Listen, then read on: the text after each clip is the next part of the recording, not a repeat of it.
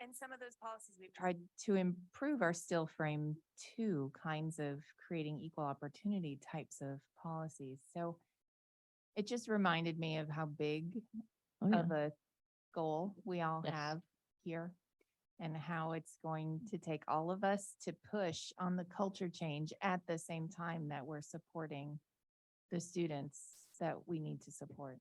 Yeah, no, very good, very good. Carl?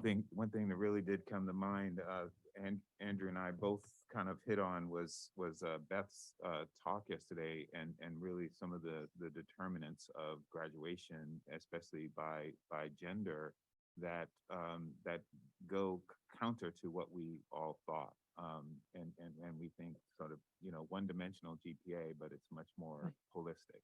Yeah, well, okay. Stacy, go ahead. We talked about how powerful intrusive advising and high touch support programs can be for students' success through graduation. Yeah, okay, great. All right. So I have a request.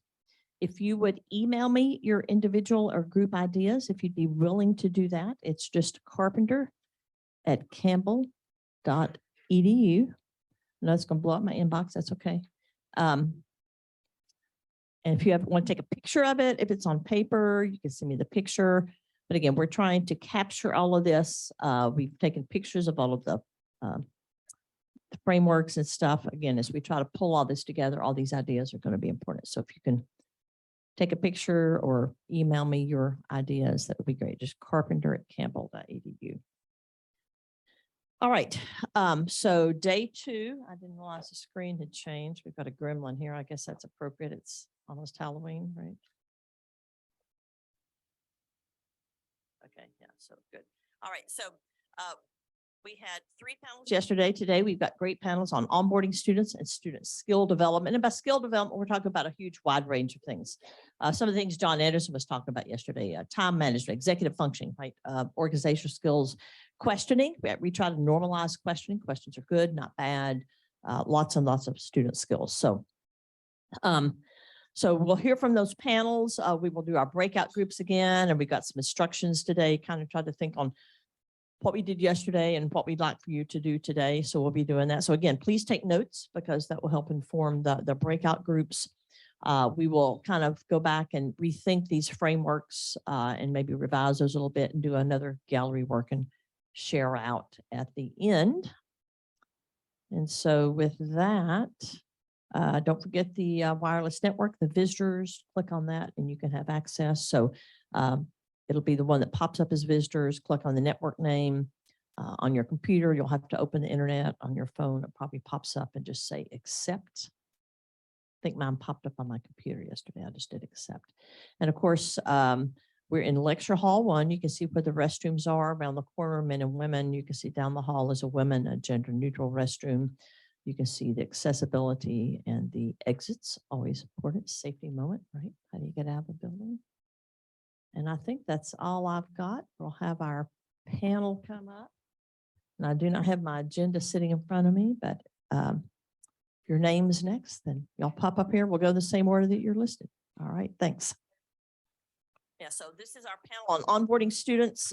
Ganesh is not able to be here. Unfortunately, he became ill and was not even able to join us on Zoom. So we've got Dr. Anna Reinerson from Campbell. Yes, I am biased there. She's going to talk about things that we're doing. Erica Winter from UT Austin and Homer Mersey from Virginia Tech. So Anna, I think that means you're up first. Okay, so I'm going to talk about onboarding. So opening this up, yes, I am Anna Reinerson from Campbell University. You might have heard the name before. So we are a fairly new engineering institution, or a fairly new engineering program at a reasonably old institution. At our institution, we're lucky to have really strong administrative support and a dean who understands that engineering education is important, which is extremely helpful for those of us who are, trying to infuse our curriculum with engineering education best practices. And so as part of our program, it's kind of felt some days that we're able to take some great advantages of the fact that we're building something from the ground up, right? We have the openings to create what we want. Other days, it kind of feels like we're trying to build the plane as we're flying it, and there's a lot of duct tape involved. But overall, we've had mostly successes. We've recently been ABET accredited, and have two strengths, actually, our industry partnerships and our hands-on learning.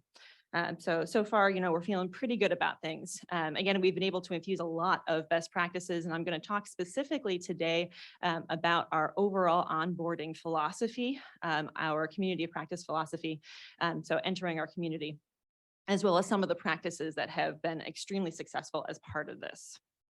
So a little bit about Campbell itself. We support our local students. So that's kind of our mandate. Our local students are rural. Many of them are low income first generation. We support a number of students who are homeschooled. We have a number of veterans because we are close to Fort Liberty, formerly Fort Bragg. We also have a number of D1 athletes because at our institution, they don't stop D1 athletes from joining engineering. And so we actually have had a few football students in our classes. So that's been, just a different population than you might see at many other engineering programs. Unfortunately, a large number of our students are mathematically underprepared. That's part of the population that we support as well.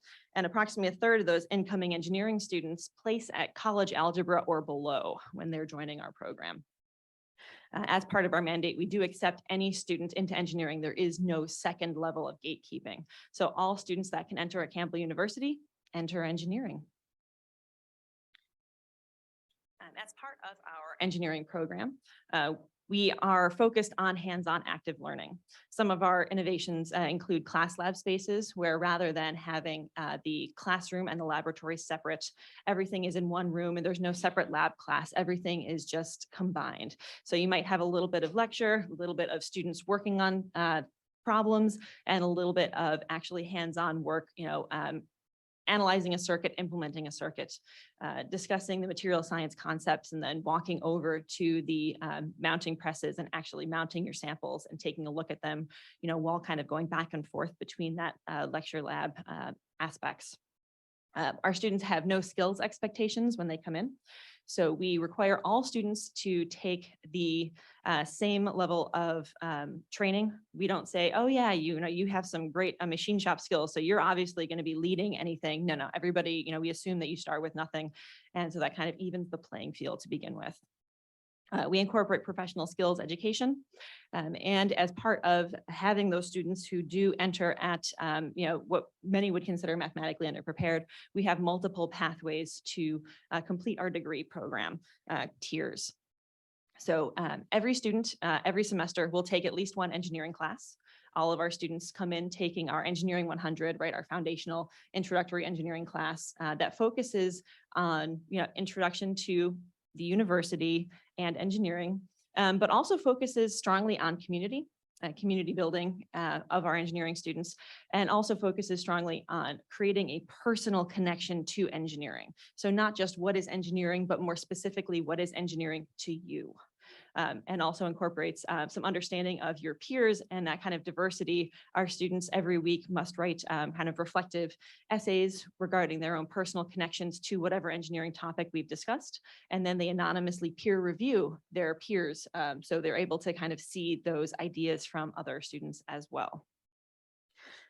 We have another engineering class that students will take if they're in college algebra. They take a foundational engineering course.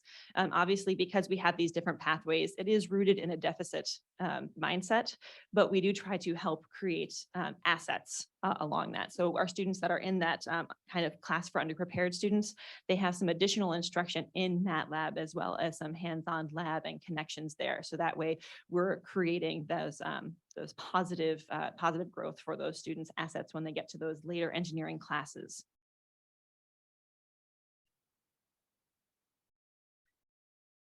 So talking about our framework for kind of our onboarding process. So our onboarding process is really the first year and beyond.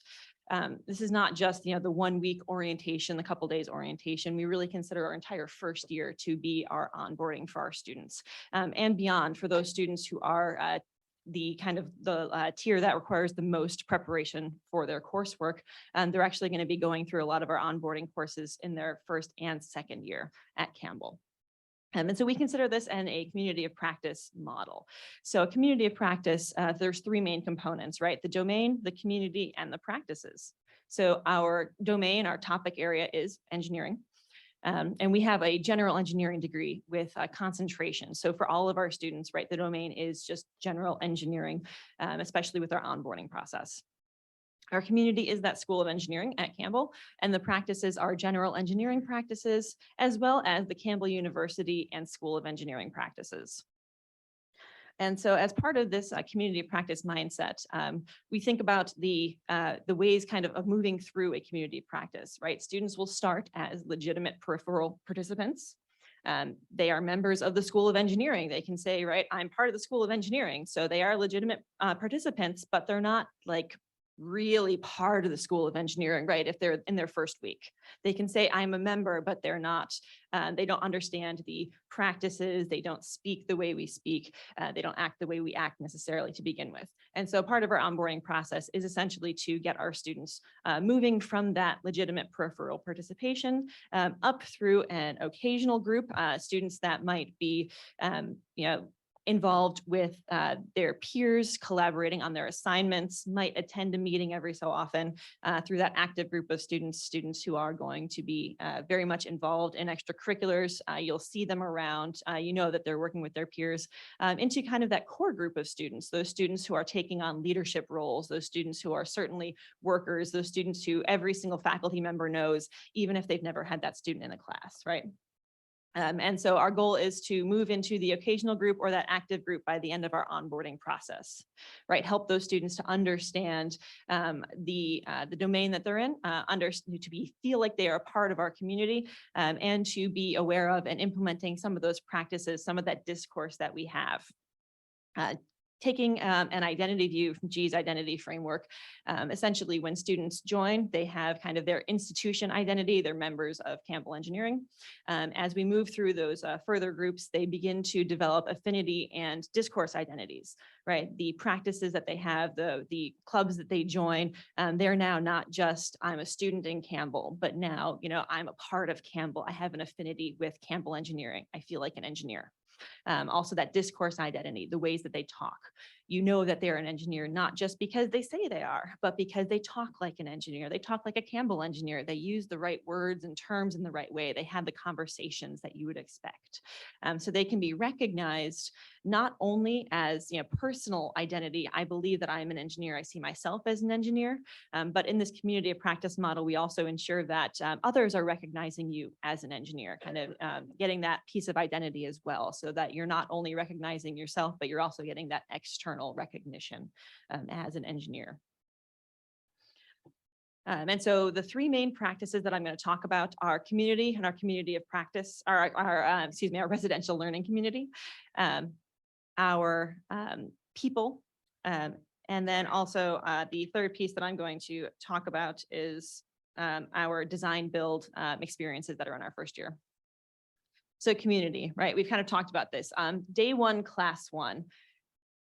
In our day one, class one, we start talking to our students about community, not about engineering. That is our first topic. We tell our students, we're going to talk about community today. We're going to talk about the community that you're in. We're going to talk about building community, your connections to community, because these are the people that you are going to be leaning on throughout your undergraduate degree. We do say, look to your left, look to your right, and then we say, welcome to the class of 2026. And so that is, in fact, one of the things that we say in our first day.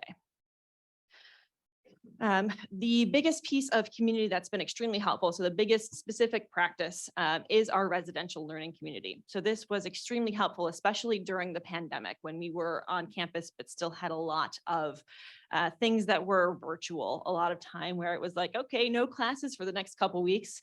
That residential learning community was extremely helpful in having students feel connected to each other, to the program. In our first year of that residential learning community, we had a pilot where we had just a sample of our students who are in our tier 3, the ones who are starting at pre-calculus or above. And so we actually found that that was not helpful to have a subset of students. There was actually some friction between the students that were in the community and that were out of the community. Strong community within that residential learning community, friction in student teams when it was a team of students that had students from both within the community and outside of that community. So because of the successes of the students that were in that learning community, rather than saying, we had a problem, let's not do it, we expanded it to all students. I tend to teach the students who are underprepared, and I had a little bit of a concern about this residential learning community at the beginning, because, right, you have often in residential learning communities, you're expecting all students to take the same general classes. And so we have students who are not necessarily taking the same engineering classes, and I was concerned that there might end up being some friction there. We actually found the opposite happen. These students were more involved in the community because it was just, you're working in the lobby on your engineering projects, and it doesn't matter what engineering class you're in, you're still in engineering. And so we actually, rather than having more of a barrier between those students, we actually lessened the barrier between our students. So in interviews that I've been doing as part of one of our research programs, the students who are in tier 1 and tier 2 have talked about how in the learning community, like they love being able to go down and talk about MATLAB with the other students who are in other classes. They love being able to see the other projects and that they are all just working together as peers, and which is really great to hear. We also found that it was a change of major recruiting tool. We've had 3 students from other majors see our residential learning community and decide they want to join engineering. And so that was an extremely surprising outcome. That was wonderful, right? That's one of the most difficult things, is getting students to transfer into engineering from another major. Some of the big concerns right now are, what about commuters? So all of our engineering students that are incoming are expected to be as part of our learning community, right? You come in, you're in the dorms, we want to put you in our engineering dorm. Students who are athletes have the option of staying with the athletes or in the engineering dorm. We strongly recommend coming to engineering, but you can't force them. We also have students who are in honors. They have that option as well. And so for commuters, right, that does make it difficult, right? The commuters already have an additional barrier of coming to campus, and now they're not part of the dorm, right? And so we have the lobby as available to commuters. We make sure that all of our commuters are on all of our, the email list to get the invites for everything. We try to include them as much as possible, right? Without giving them an extra room to say, if you're tired, you can just stay here for the night, which if we had the space and availability, I would absolutely love to do. Just keep an extra couple rooms as kind of the hotel rooms for commuters. But that creates its own extra, concerns, maybe a, wish list kind of item there. We also have, so another aspect are our design build experiences. So one of the surveys that we've done is, do you feel like an engineer, right? And so some of the questions here is, after completing a specific requirement, I felt more like I was an engineer. And that kind of helps us to understand what of our practices are allowing our students to improve their engineering identity. Right, and so here are just 3 of the questions. So after completing our Foundations of Engineering 1 class, our Foundations of Engineering 2 class. So our 2, you would typically call them first-year classes, but because some of our students take it in our second year, we just call it Foundations of Design. And also our makerspace and fab training. Again, all students, we come in, we expect them to have no skill expectations, so they all must take the training in order to use our spaces. And so as you'll see, all 3 of these things, the hands-on design build ones, they all, our students strongly agree that these are practices that are very helpful. And this is just data from our first couple of years of the program. Our people, that's also the 3rd major thing that has been helpful for us. So some of the research I'm doing is on social capital with our students. And so as part of this, I use the name and resource generator. Part 1 of those questions is name up to 8 individuals who have had an impact on your academic decisions. Of 18 interviews, our faculty were named 23 times. All of our faculty were named as somebody who has had an impact on your academic decisions. Okay, the first-year faculty and our director of student success were named most often. So you can see the count for all of our different faculty who were part of our department at the time of these interviews. And some of our influences, you see that family is the largest influence for our students that were involved in these interviews, followed by faculty and their friends. So some additional things for our people is we've been piloting a peer mentoring program, and we are hoping to roll that out so that all of our incoming first year students have peer mentors to have somebody that they can talk to and connect with. It's been extremely helpful so far. All of our students who have been involved have had great things to say about it. And of course, the only concern there is always, right, incentives for the mentors. How do you get all your mentors involved? And so one of those things is we're trying to expand our residential learning community to include those second year students who are interested in coming back and being involved. And part of that would be also to be mentors as part of this program. So some conclusions and recommendations for the overall framework. People matter. Context matters. We are at a small liberal arts institution with an interesting student demographic. Many of the things that we're using do work in other institutions, but they're not going to look the same as they do in ours. So again, talking about that overall sustainability, right? That's definitely something that to consider based on your context, what works for you. Some of the great things that we have, all of our people are engaged and involved, but we don't really have a large faculty. Our student success person in engineering is one person, and she also does all of our outreach. Right. So we would love to be to have more people involved to do more for our students. Wouldn't everybody, right? But we do what we can. Recognition is important. Recognizing yourself as an engineer and external recognition as an engineer to build that engineering identity so that, not just people like me, but I can be and am an engineer. No single support will help all students. And an overarching plan helps to choose appropriate practices, right? Going back to that idea of community of practice, everything that we do, we consider, at least in the first year, which to be perfectly honest, the first year is a very small group of us. It is myself, it is Dr. Lee Reinerson, the dean is involved in our conversations, and our student success person. So we can make some really fast moves and some great decisions there really quickly. And we try to consider our overarching plan, right? Do things, is everything within that engineering domain, or are students going to consider this to be, busy work, something else? Is it supporting our community in some way? And is it helping our students to learn and understand the practices of engineering overall, practices of our School of Engineering community or the Campbell University community? Thank you. Maybe I will. So math is a problem. And, and it's well documented. So Seymour and Hunter did this big study about leaving, why students leave STEM. They did it 20 years later. Nothing's really changed is the main point of the new edition. A lot of students leave because of the quality of introductory level science and math courses.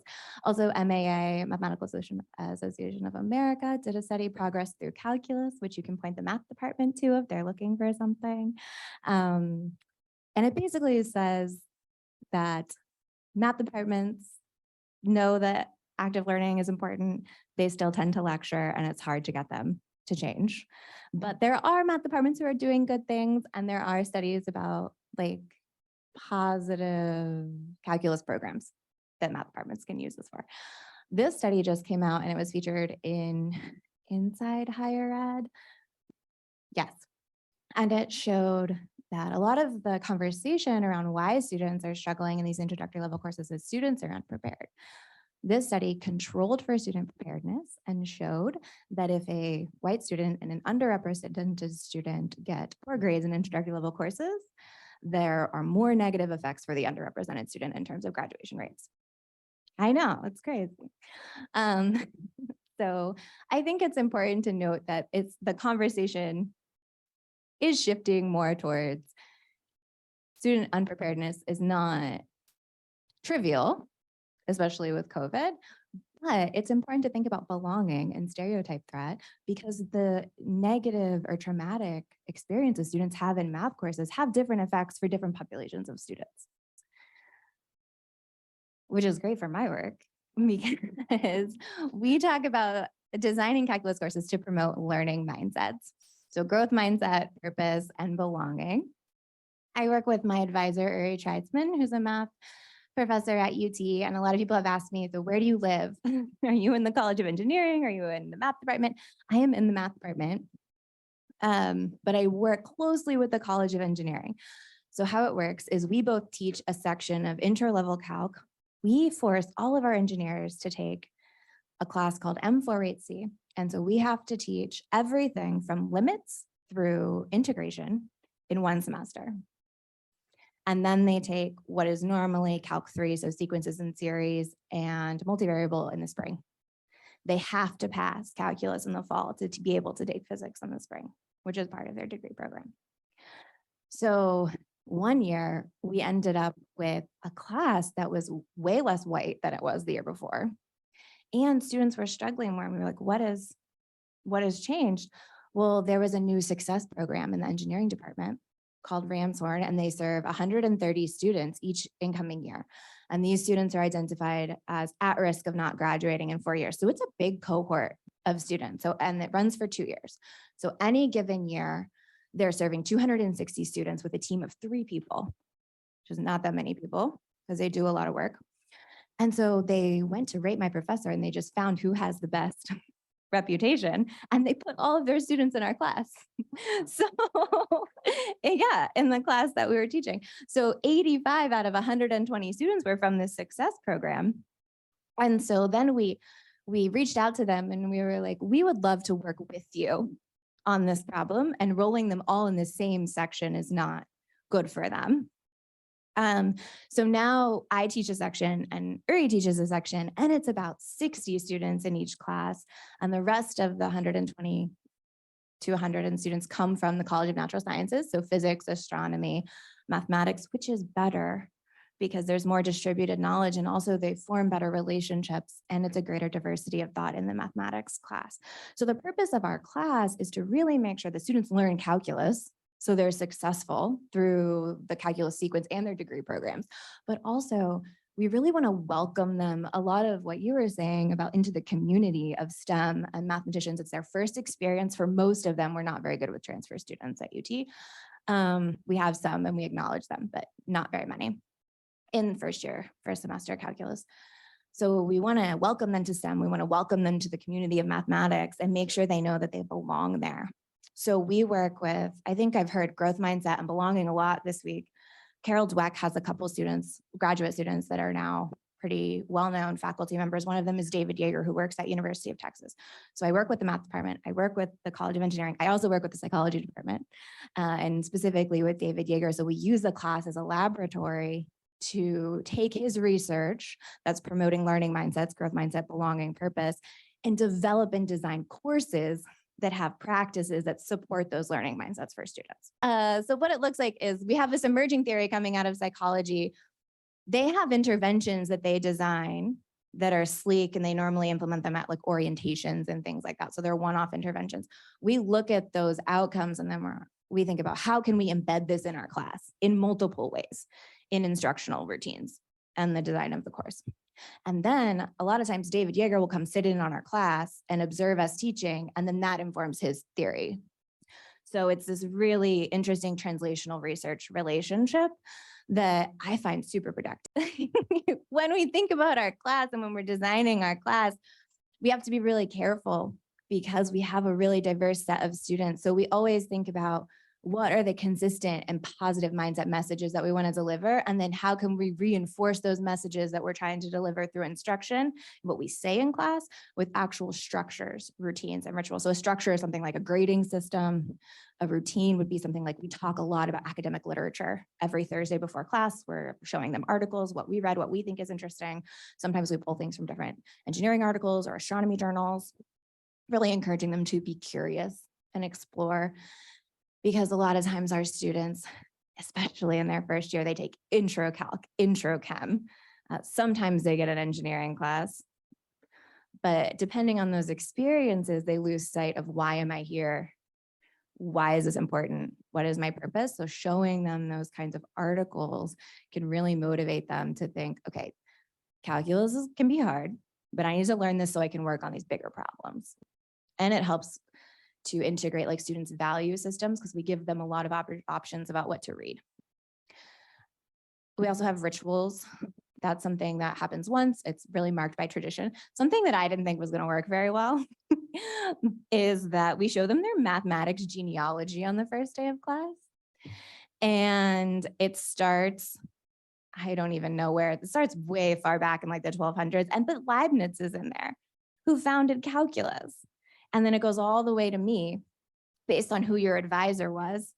So we can show them like, this is your genealogy. Like you are related academically to the founder of calculus. You don't have to prove that you belong here.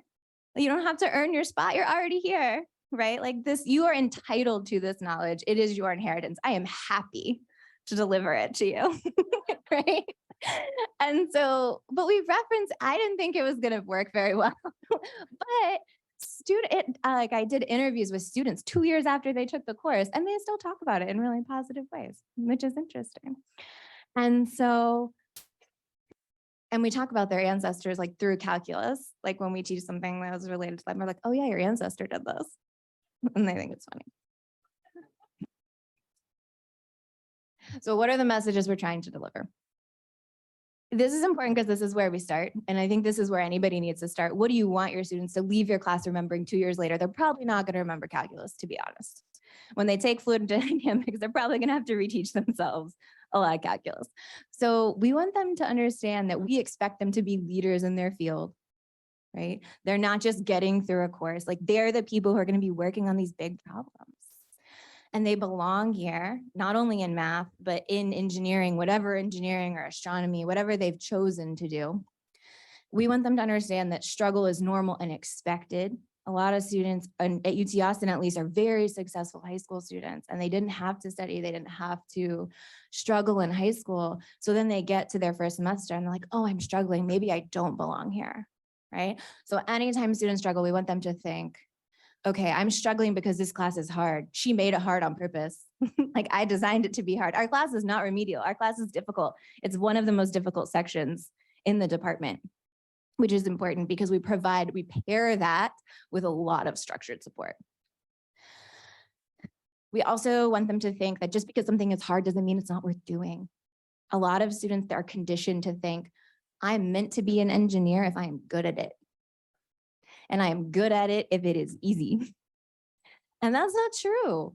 So a lot of our students need to hear from a faculty member that has access to their work, right? Their math work. It's different. Academic validation from a faculty member is different than an advice, not more important, but different from an advising department. I tell students all the time, do you want to be here? Is engineering something you want to do?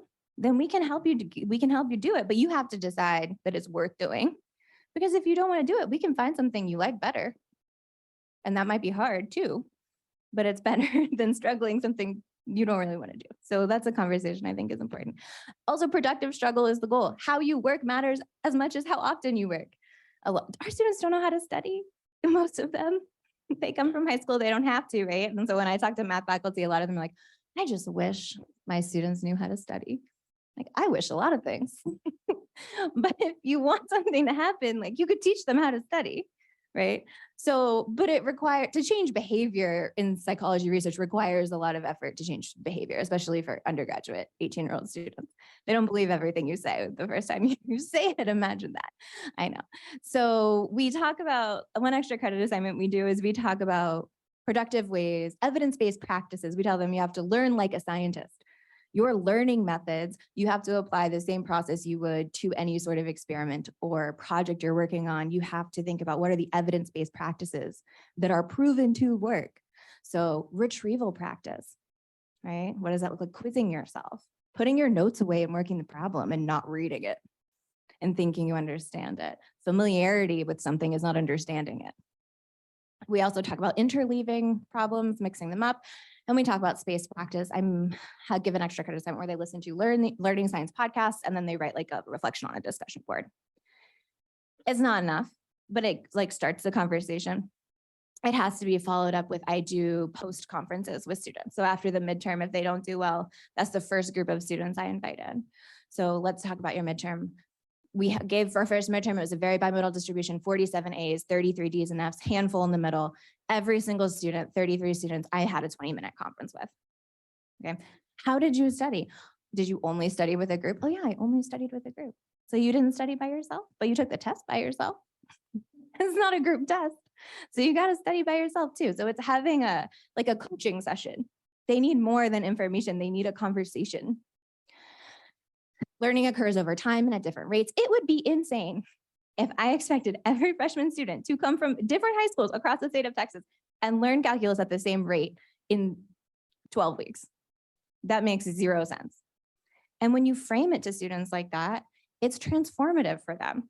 Oh yeah, this is taking me longer because I don't have the same experience as this other person. It makes sense, right? Like reattributing their struggle to something that makes sense to them because it's true, rather than them thinking I'm struggling, it's an internal deficit. There is something wrong with me. No, you're struggling because it's hard, because you spent 12 years in a school system that's different from every other person here, and you've been here for 6 weeks. 12 years and 6 weeks, not the same thing, right? So we have the flexible grading structure. You can demonstrate mastery over time. We retake midterms. So students can earn an A up to the last day of class, but you need to learn it before you leave, because I can't send you to 408 D if you don't know this. That's not helpful to anybody. So we teach a section in the spring for every student who failed and every student who was enrolled in pre-calculus. That is much harder. It's a separate problem that we are working on. Responsibility for learning is shared between students and instructors.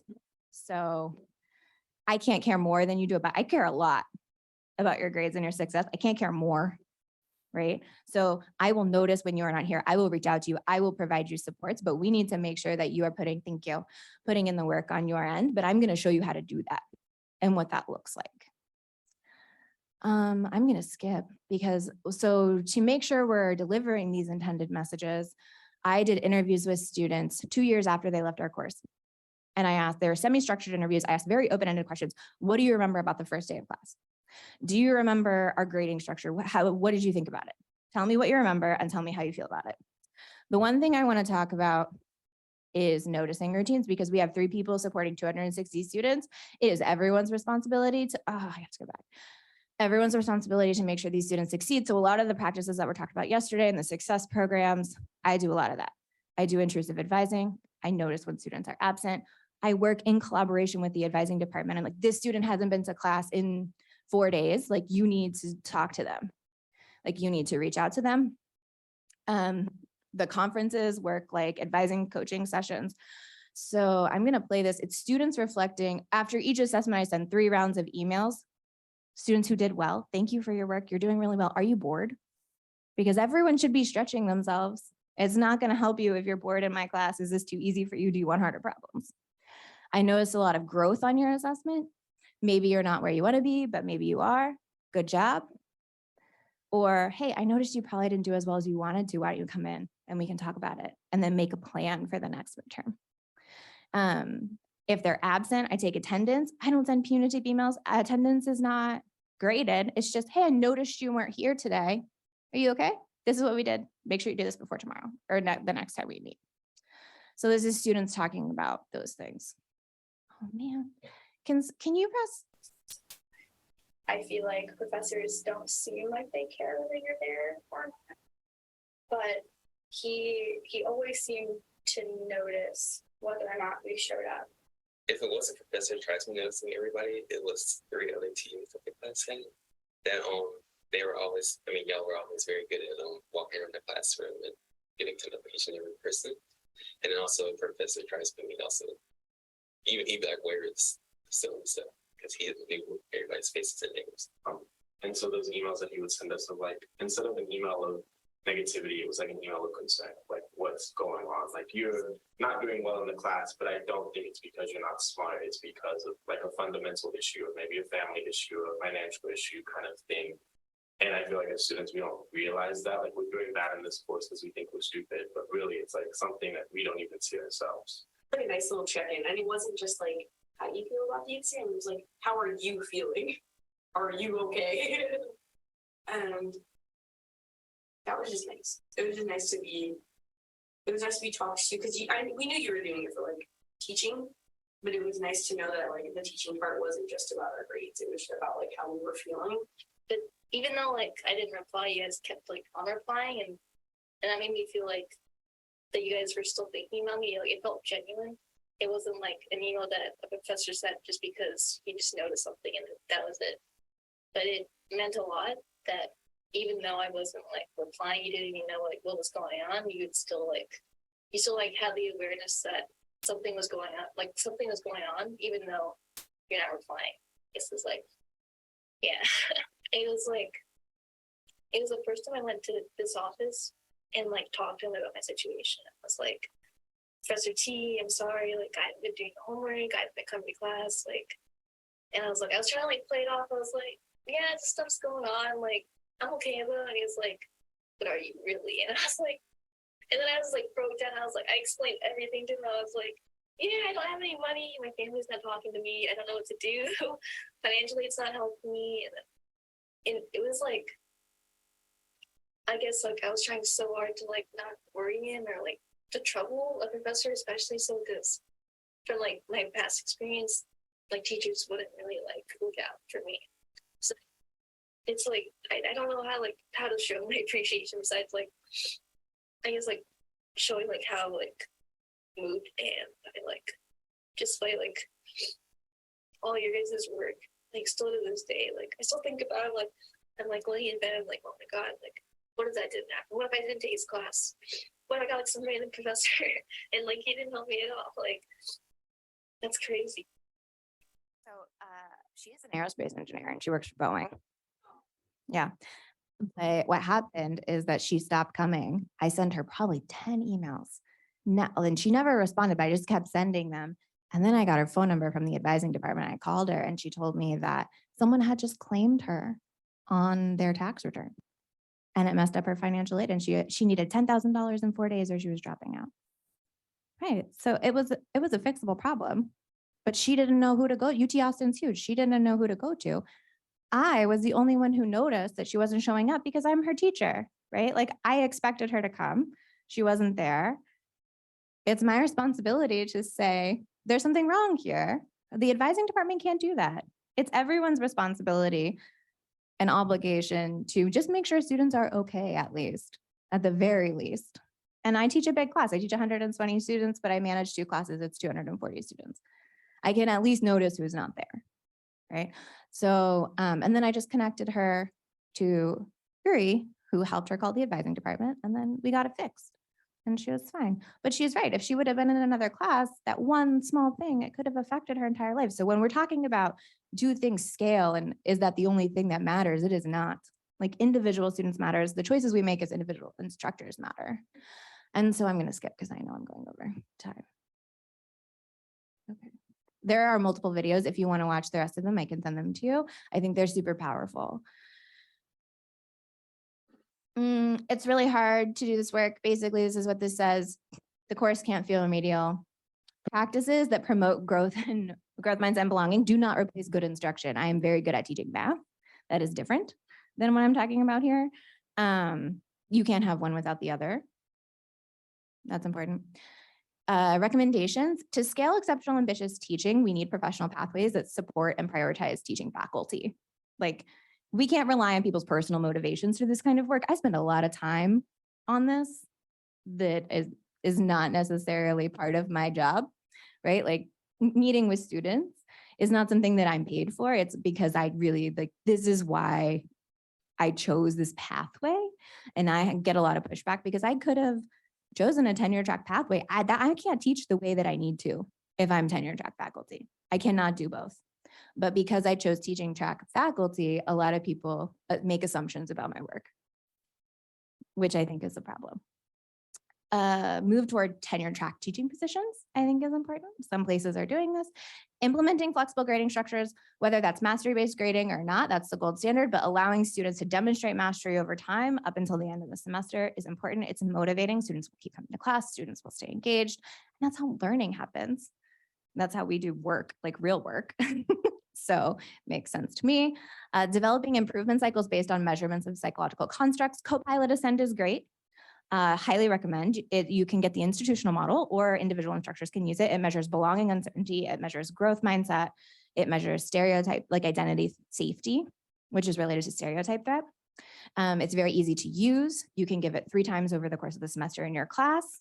And then if you have faculty who are using it and they're like, well, I want to improve belonging, you can point them to the classroom practices library from the student experience project. Some of those practices like came out of observations of ours and other classes. So you'll see some alignment there, but they're really great resources. And there's also a literature base there if you're interested in reading about it. These are papers that I personally really like.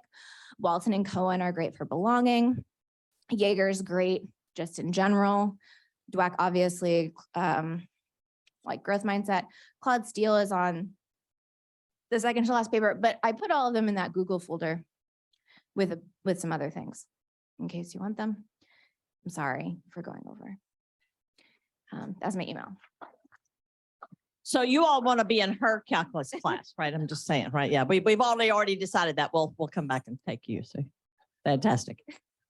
All right, Homero, take it away. Thank you. Thank you. Good morning, everyone. I'm Homero Mursi, Assistant Professor of Engineering Education at Virginia Tech. So I was thinking about talking regarding onboarding. I want to talk about some of the programs we have at Virginia Tech, but then I also want to share some of the exciting work that is going to happen because you just receive a bunch of grants to do this work.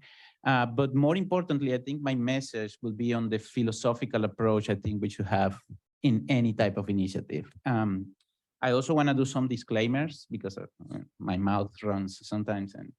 And I talk a lot about two particular groups. Those are Latinx and international students because those are part of my identities, but that doesn't mean that other groups are not important, right? But I use a lot of examples in that space.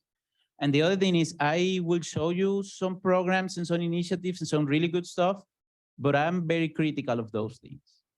And that doesn't mean that we shouldn't do those programs or that we're doing something wrong. It's just, I feel we need to be critical. Virginia Tech has a lot of resources. We have a huge college of engineering. We have a lot of instructors, a lot of support systems, a lot of research. We have a Department of Engineering Education. We are not doing enough. Have the same problems for 20 years. And that's a message by itself. Doesn't mean that we need to stop doing that. No, I mean, we need to keep doing that, but we really need to critically think about what is missing. So the first program I want to talk about is the Center for Enhancement of Engineering Diversity. That is a program that Dr. Bev Wapford leads, that many of you know. It's at the college level, and that is a program that has been running for a long time with the goals of, increasing awareness, belonging, and bringing different groups of students into engineering and provide support for them. It started with pre-college programs, and I think I have a slide on. Yeah. It started with pre-college programs, again, bringing students, and then expanded to how to support students, and then expanded to grad students. And now we're having conversations about faculty as well, which I think is really cool that we can integrate all the aspects of Virginia Tech support systems. In terms of what we do, we have living learning communities. Those living learning communities focus on students that have been historically marginalized, and they are living together and sharing experiences, which I think is really important because they can build community. For me, the most important aspect of the entire SIP program is the peer mentorship. And I will show you an example in a moment of the type of impact that has. Because we are allowing junior and senior students to become mentors of these undergrad students, first-year students, and they really develop meaningful connections. And it's an opportunity both for the new students, but also for the senior students to start assuming those roles of leadership that I think is also really important that they know in engineering. And then we have a lot of pre-college initiatives. We have programs happening during the summer where we bring African-American kids to campus, we bring girls to campus, we bring so many different populations to campus. And they spend a lot of time there. They do a lot of cool stuff. And that's why I bring problem number one. I had one student that it was last summer. I received a group of girls and I took them to the makerspace, and we pretty much opened a bunch of toys, and they see how the toys work, revealed the toys, and left extremely happy. And I told them, yeah, that's part of engineering. And they were so happy, right? And then I talked to one of these girls recently. I just met her on campus, and she said, hey, do you remember me? And yeah, you were in this program. I said, yeah, I was so happy about your talk, and then so disappointed when I joined it. Tell me more. And I think it makes sense. You bring them over the summer, you have them play with toys, and you keep repeating how important they are and how much you want them to come. And as soon as they come, you put it in a lecture hall, they become a number, and they start hearing someone regurgitating information at them. There is a missing connection right there. So I think we need to be cohesive on these things, right? And that happens to African-American students, that happens to Latinx students, that happens to indigenous students, right? They are wanted. We have a lot of programs to tell them that we want them. We have less programs telling them that they are in the right space when they arrive. So that's something we need to think about. Let me give you an example of the impact that SEED has. And again, I'm going to talk about international students. I do research in that space. I do research with international students. I've been doing longitudinal research with them. And it's surprising that one of the problems or one of the things that they have that has a huge impact on them is the lack of, I wouldn't say ability, maybe opportunity to become friends with American students. It's a huge deal for them. And there is not a single support system for international students on campus that understands that or focus on that. Because of course, the support system we create from our own perspective, we're not even asking them what they need. And this student was saying, what I love the most about the SEED program is that my peer mentor was an American student and we became close friends. And she has invited me to her house over Thanksgiving. And I'm experiencing all these things, right? Which is amazing because I feel like, yes, I'm part of this community now, right? He even said, oh, I was willing to change the way I talk, the things I like, the food I eat, just to fit in, just to be able to make friends with the local kids. So it can be such a simple thing for us to meaningfully put these students intentionally with other students and be transparent about it and let our American students know, hey, this is a big deal for your peers. Can we do something about it? We try to hide those conversations. And I think, you know, we shouldn't. So another program that I really like that we have at Virginia Tech is called Hooky Wellness. And this entire program focuses on making Virginia Tech a healthier community. And by healthier, we mean different things, right? But I think the goal right there is physical, emotional, spiritual, social, and financial well-being of everyone. What I really like about this program, and I think I have, is that they do a lot of mental health, mindfulness, and regulating emotions type of programs. But what they're really doing well is they're involving first-year students, which usually they don't know what's going on, right? And they intentionally have this program where they have, again, junior and senior students and grad students trained to be coaches. And then they are doing peer-to-peer, you know, different types of interventions where students can connect. But what I really like is that we are normalizing conversations about mental health, which is really important. And what I also like is that this program has been helping the huge issue that we have with mental health capacity at Virginia Tech. Because getting an appointment in the Cook Counseling Center takes about 2 months, even if you're in crisis. So this program that, again, just requires some resources to train some grad students and undergrad students to do small things is really helping supporting these students. So for example, the things that they do about mindful campus practices, I attended one the other day because I was just curious. What they do is they teach these kids, oh, if you're walking from one building to the other one, you can admire, you know, the beauty of the colors in the fall. And then you intentionally stop for a second, breathe, and say, you know, this is really nice. This is a beautiful campus, and move on. Wow. What a simple thing. Now I do it every single time that I walk in across campus. What a simple thing, right? And they do things like that. If you are in this hallway, you can do this thing. If, oh, before taking an exam, just sit, breathe in, breathe out 5 times, go to your exam.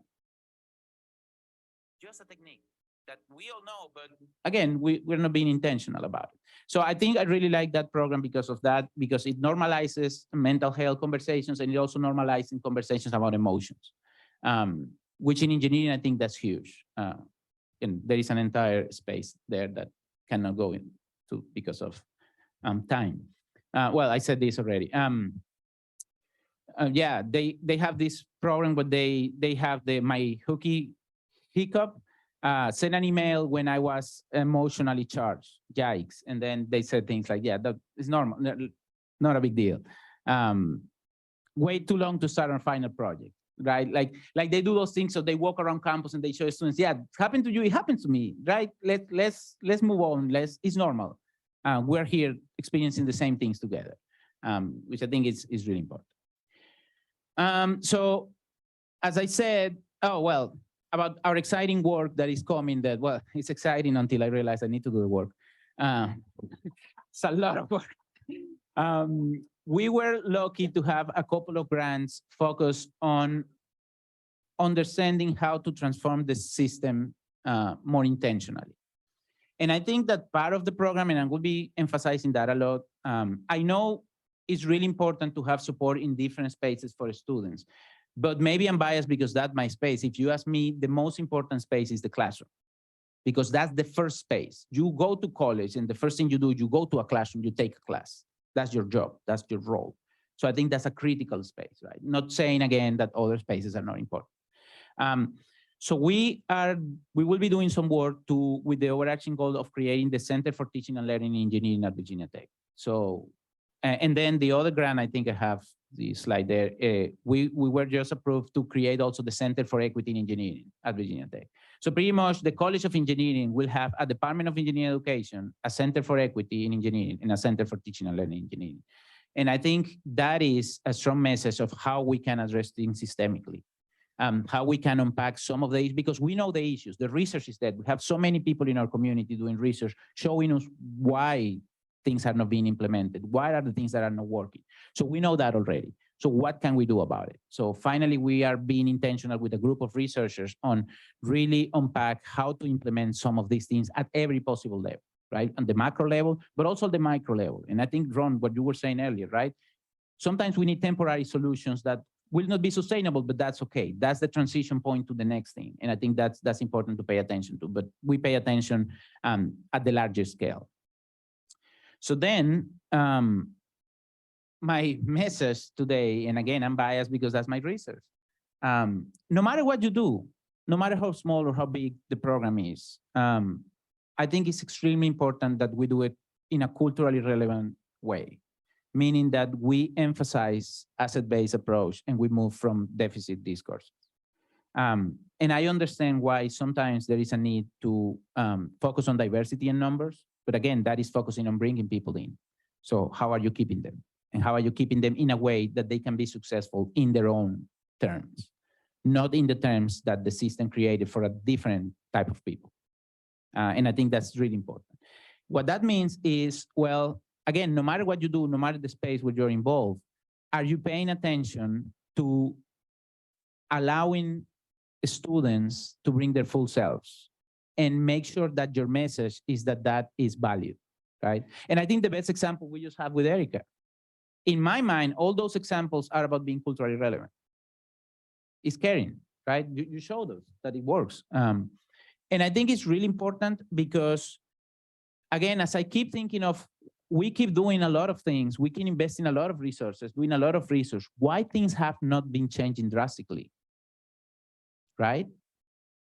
I think it has to be also about the philosophical ways in which we approach the things that we do. Our research, our teaching, our service, our mentorship, our conversations, the language that we use, the examples that we use, right?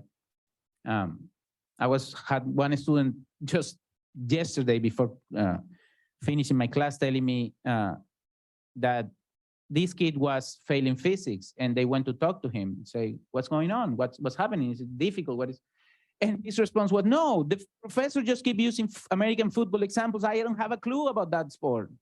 Cannot connect to any of the examples in the entire semester. I'm just frustrated. Do we stop and think about the examples that we use? Do we stop and think about the language that we use? Have we asked for a different opinion from someone that is very different to us, even when we send an email, right? Are we being extremely careful with the language that we use? Probably not, because it's really easy to be in our bubble and not move away from that. And I think one of the important things that I want to say also is, I hear a lot of conversations about giving people seats at the table, and I want to change that discourse.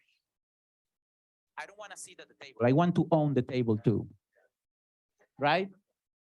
right? Yeah, it's not you allowing me into your space. No, that's my space too. Let me make some of the rules there as well, right? Because that also changes the way that I go into your space or our space. And I think that's really important when we create programs and focus on this. So I wanted to share an example that I love this example because I started using it as a random thing in my class and became a very powerful thing. So this is when I used to teach foundations of engineering. Many of you know those type of classes. At Virginia Tech, we have this first year program, Foundations 1 and 2. This is for Foundations 2, where we are supposed to teach about design. And I really want the students to, I really wanted to show the students a different approach and a way for them to understand that they live in a bubble many times, right? So the example that I decided to use is I tell them, and I will tell all of you, you're happy to participate in this exercise. I tell them that we need to improve an existing product, that I'm the CEO of a company and you are my engineering teams, and we are very successful in the United States, and I want my product to be deployed and be the leader of North America, meaning we're going to Canada and Mexico. And before deploying the product, I want you to do one change because you are the expert, you are the engineer, right? And then they have, I don't know, I tell them 1 minute or 2 minutes, and I tell them best team gets something, or I don't know what I say. And this is the product, right? This is a device. Usually kids use that device to drink water, to reach the sink when they cannot reach the sink. Very cheap device, plastic device. And I say, okay, give me one change. What change will you do to this product as engineers? Well, usually it starts with, oh, it's made out of plastic. Yes. Oh, let's make a different material. Let's be sustainable. Good. Let's make it a Mickey Mouse shape. Let's make it with colors, with lights, with you name it, right?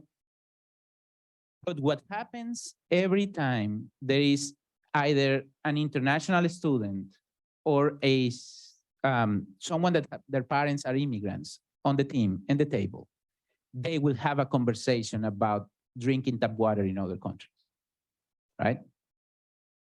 And then the changes that we will do is things like, oh, let's do a filter, right? My very favorite conversation happened one time when a team says, we decided not to sell this product in Mexico. Everyone says, wow, why? Well, you cannot drink tap water there, so no. So another team jumps in and say, no, we thought about that. That's why we are saying we're including a filter. And then we go back to this team, and one of the kids say, Elisa, tell them what you told us, right? This girl sitting there very quiet, and she said, well, I just think it's unethical to sell it in Mexico, even if it has a filter, because pretty much you're teaching the kids that it's okay to drink water. And if they go to another house when they don't have the device, they will be drinking water, they might get sick. So I don't think it's ethical for us as a company to do that. We are developing social technical thinking right there, something that is so difficult for us. And it happened right there. And I was amazed, right? And then after class, Elisa comes to me and says, it was the first time my teammates realized I could bring something to the table. They realized my views were also important. And I felt for the first time, almost at the end of her first year as a student, recognized as a student. I kept talking to Elisa for many years. She was ready to be done with engineering. She already had information about changing into business. Elisa right now works for Johnson & Johnson, and she's on a team that are trying to create low-cost prosthetic devices.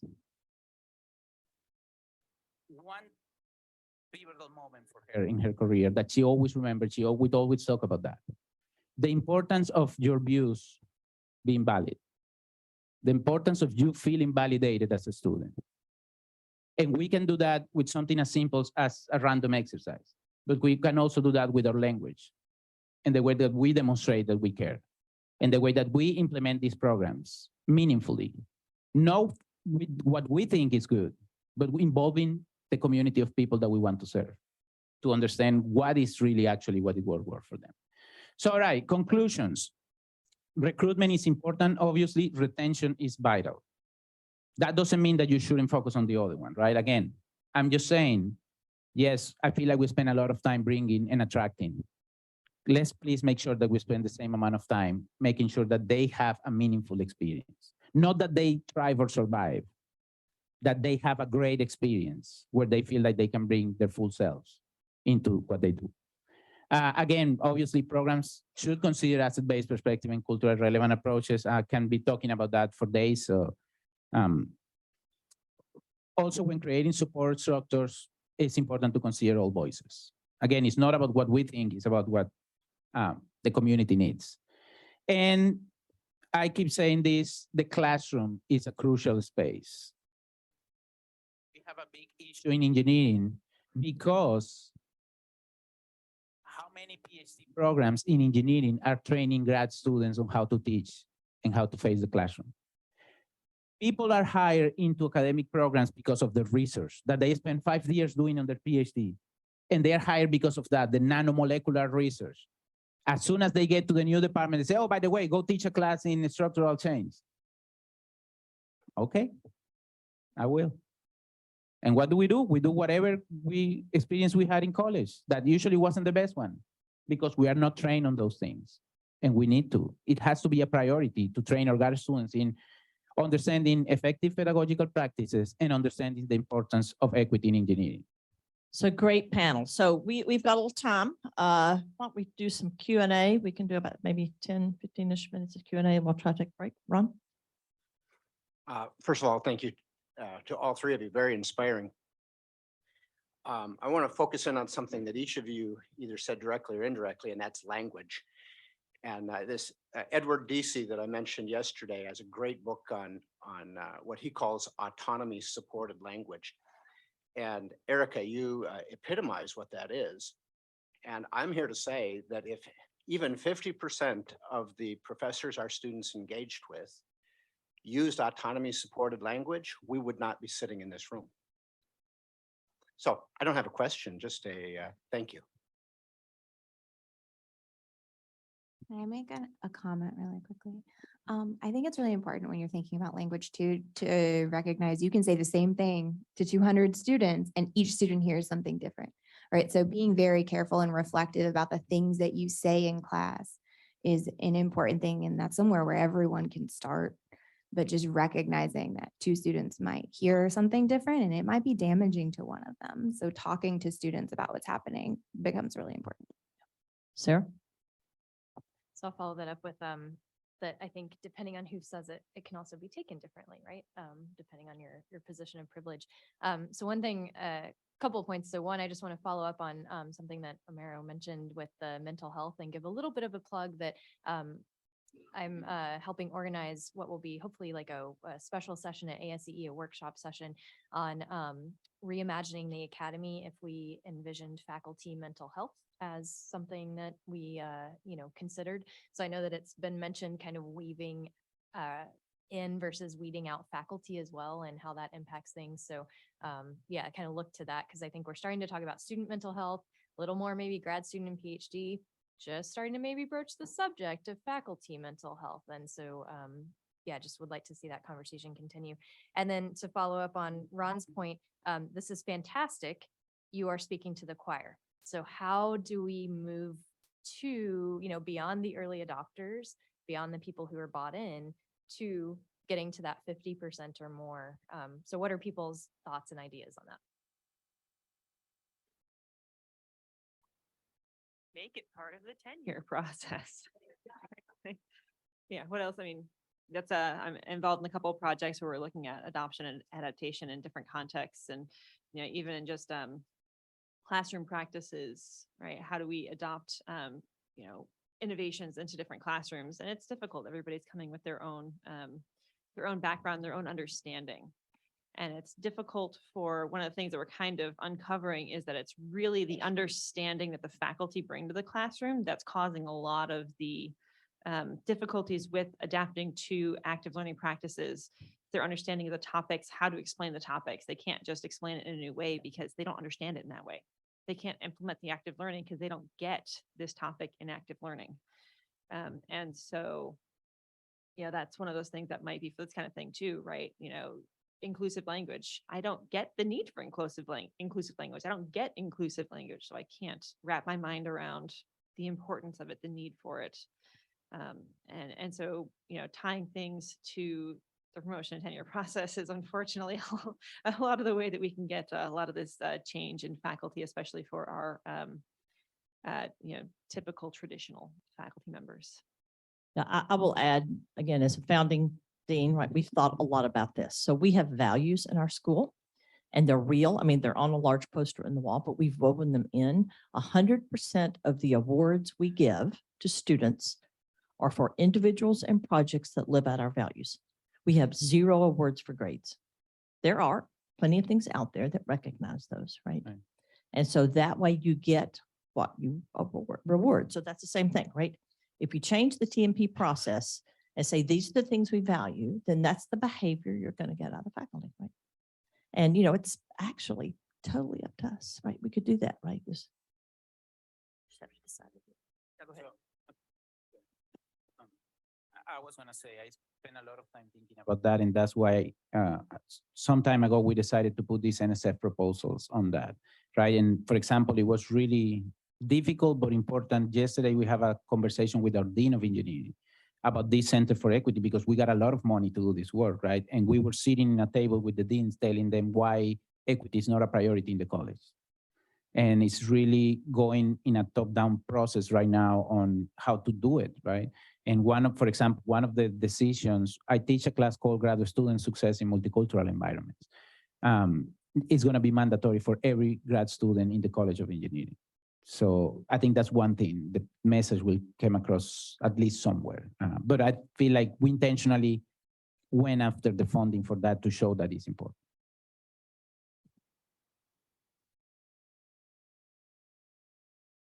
So I think this is more for Erica. So you touched on the grading practices issue, which seems to be one of the tougher nuts to crack with math folks. Have you had success even at UT Austin of sort of, where all of the math classes are using norm reference grading, standards-based grading? Because sorry, standard-based grading, not criterion reference, not norm reference. We've finally managed to move the needle at Purdue with the math department on this. So are all of the math classes at UT doing math? No, like they are not all doing that. But I think we're starting in a place where all of the first year engineering students who are enrolled in this success program are getting flexible. So that's 130 students every year-ish, right? Which is a good place to start. And the math department sees that and is recognized by the College of Engineering, and the department chair is motivated by that. And so I have started coaching, which speaks to Sarah's question. Also, like other faculty in the math department, especially this uptick of teaching faculty who are teaching introductory level courses because there's less tenured faculty around.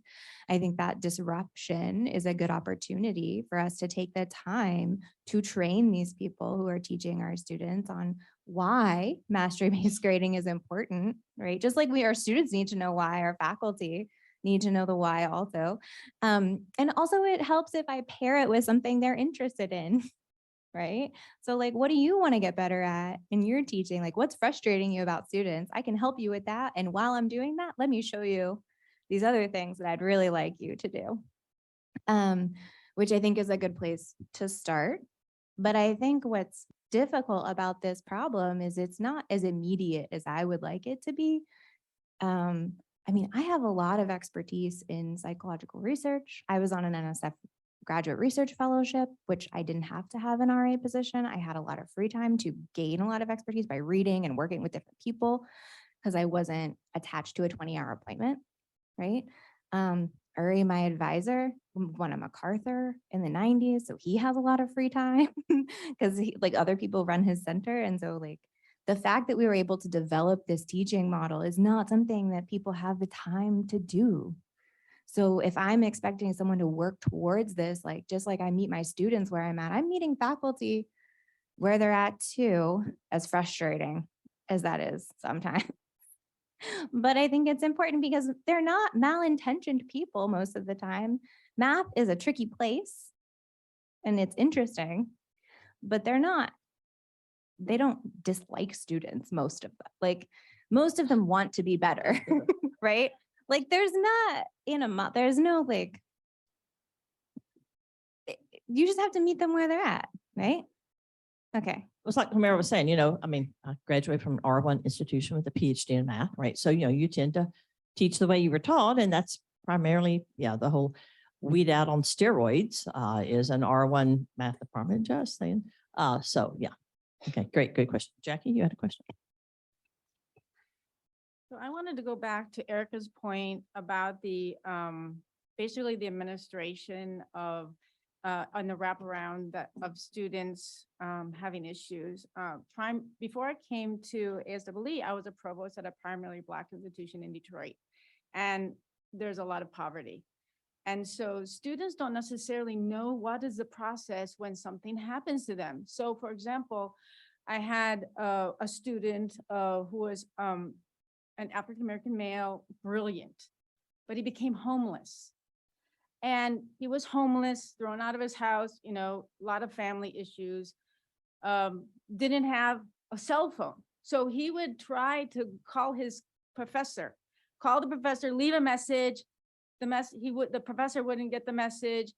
No place to call back to let them know, and no way to be able to counsel him.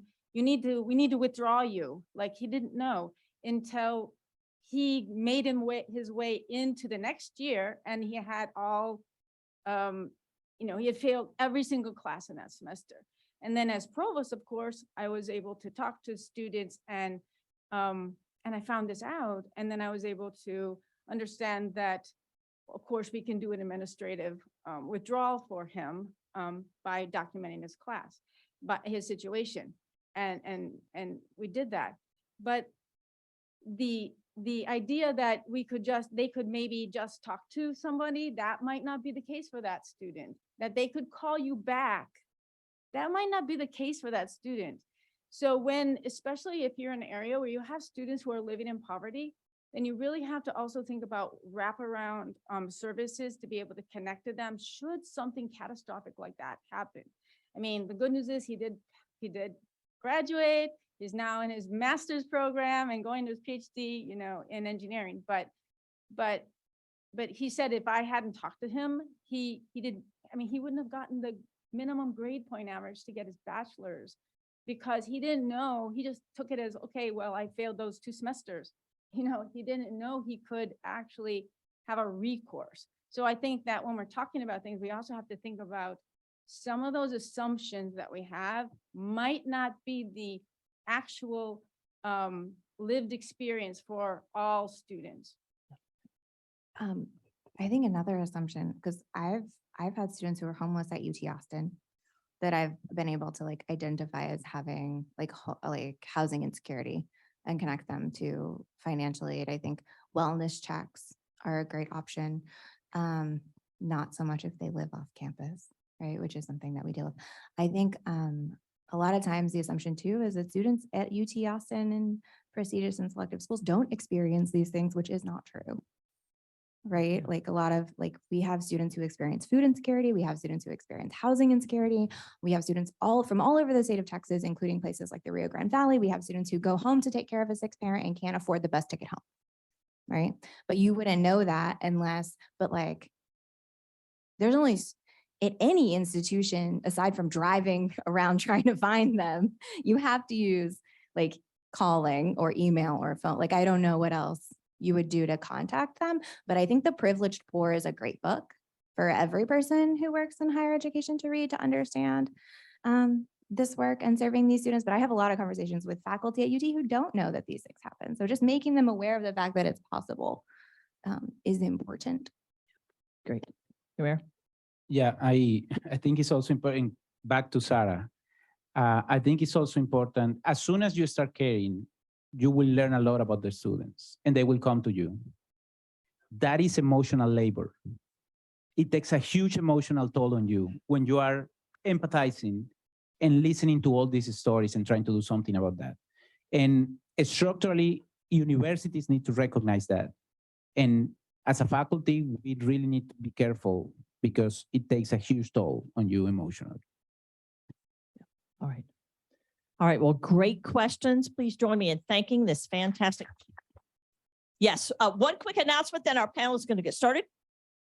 Yeah, just Jen Love and I wanted to introduce you all to, I mentioned it during my brief talk yesterday.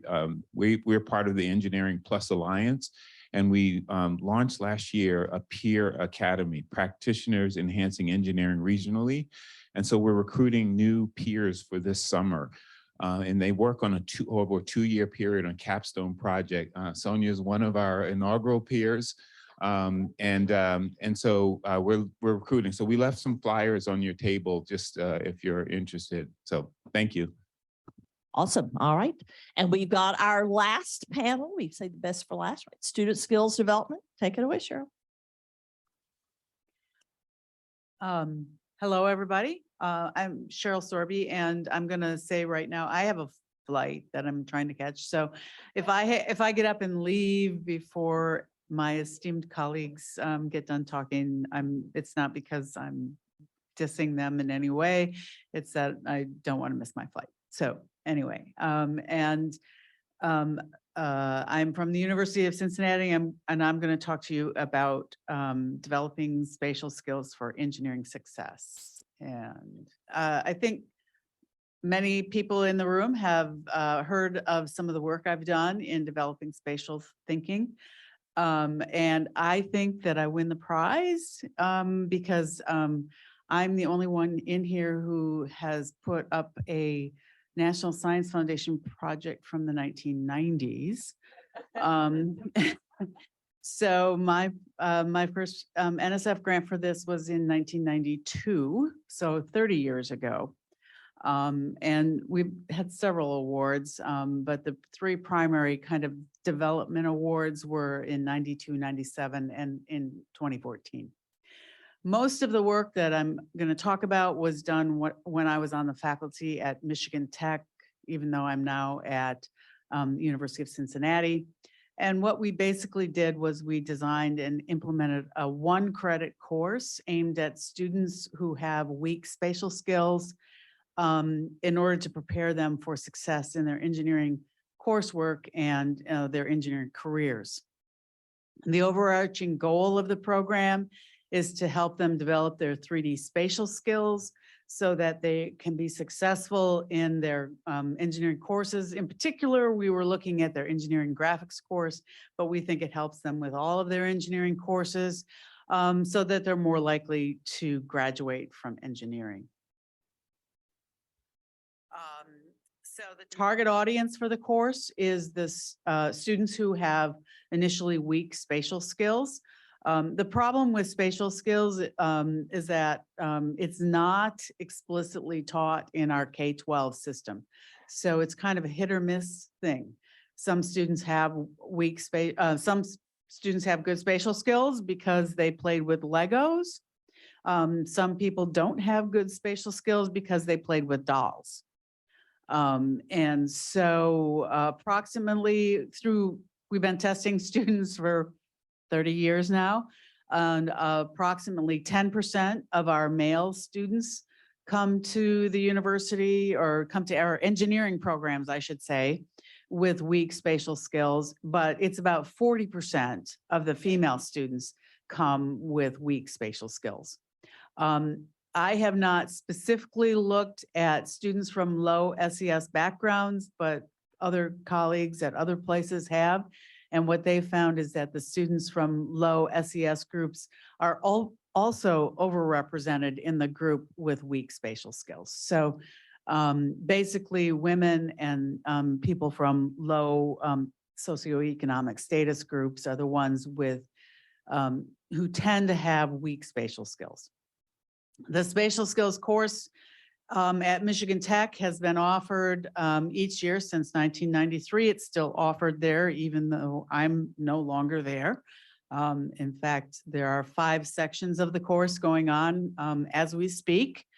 There's about 125 to 150 students who are enrolled in the course each year. It's a requirement at Michigan Tech, during first year orientation, the students take a test. And if they do not successfully complete the test, they are required to enroll in the spatial skills course. It's the prerequisite. So Michigan Tech has a common first year engineering program. And the prerequisite for the second course in the 2-course sequence is that you either have taken the spatial skills course or you have scored a 19 or better on the spatial skills test during orientation. So there's no getting out of it. And in fact, the students usually enjoy taking the spatial skills class, so they don't really complain about this. It's offered at several other engineering programs. Campbell University offers it. Yay, Campbell. Clarkson, Rice, Embry-Riddle. Other universities have developed a version of the course that they offer, including Virginia Tech and UC Boulder. At my current university, University of Cincinnati, we've incorporated 6 of the 10 modules into our course that all engineering students take. So every single engineering student takes a little more than half of the spatial skills course. We haven't really looked at all at any of the intersectionality issues for this course. So I'm just going to give you a little background on why this is important. Engineering is one of the most spatially demanding fields of all. Okay, so trying to explain to you, because most people have not ever heard of this before. So this is data gathered from 64,000 practicing engineers, or practicing professionals, sorry, not practicing engineers, practicing professionals. This is from the Johnson O'Connor Research Foundation. They gave them a battery of tests, and lo and behold, the people with the highest spatial skills of everybody were the engineers, right? This is another, so this is from a project called Project Talent. And in the 1960s, they gave 400,000 students a battery of tests. And 13 years later, they tracked them and said, where are they now, right? So they gave 100,000 seniors, juniors, sophomores, and freshmen, 50,000 men and women in each class. And they said, okay, where did they end up? And they looked then at their profiles of where they were in high school, right? And so for each, these are the engineers. These are the people who ended up in education. And they looked at their verbal, spatial, and math scores. So you'll notice here for like the people in education, their verbal scores are pretty high. Their spatial scores are really low, and their math scores are a little bit higher. So most people have this kind of V-shaped profile where their spatial scores are the lowest of all of their scores. These are the engineers over here, right? Where our verbal scores are our lowest, but they're still not that low, right? Our spatial scores are here in the middle, and our math scores are higher. And what they found is that really it's our spatial scores that distinguish us. Our spatial scores are the highest of everybody's, right? Our spatial scores for engineers predict going into engineering, right? More so than our math scores. Because if we look at our math scores are really not better than the people who went into physical science or who went into math. It's the spatial scores that set us apart from the others. And so spatial scores are a better predictor of going into engineering than math scores are. Spatial scores also predict what classes we liked in high school. So if we look here, the people who, so this way this is set up is that just look at the arrows. If the arrow is pointing to the right, that means you had higher than average spatial scores. If the arrow is pointing to the left, that means you had lower than average spatial scores. So the people who liked math and science had higher than average spatial scores. The people who disliked math and science, especially the girls, had lower than average spatial scores, right? So spatial is very important in terms of predicting not only what we majored in, but what we liked in high school.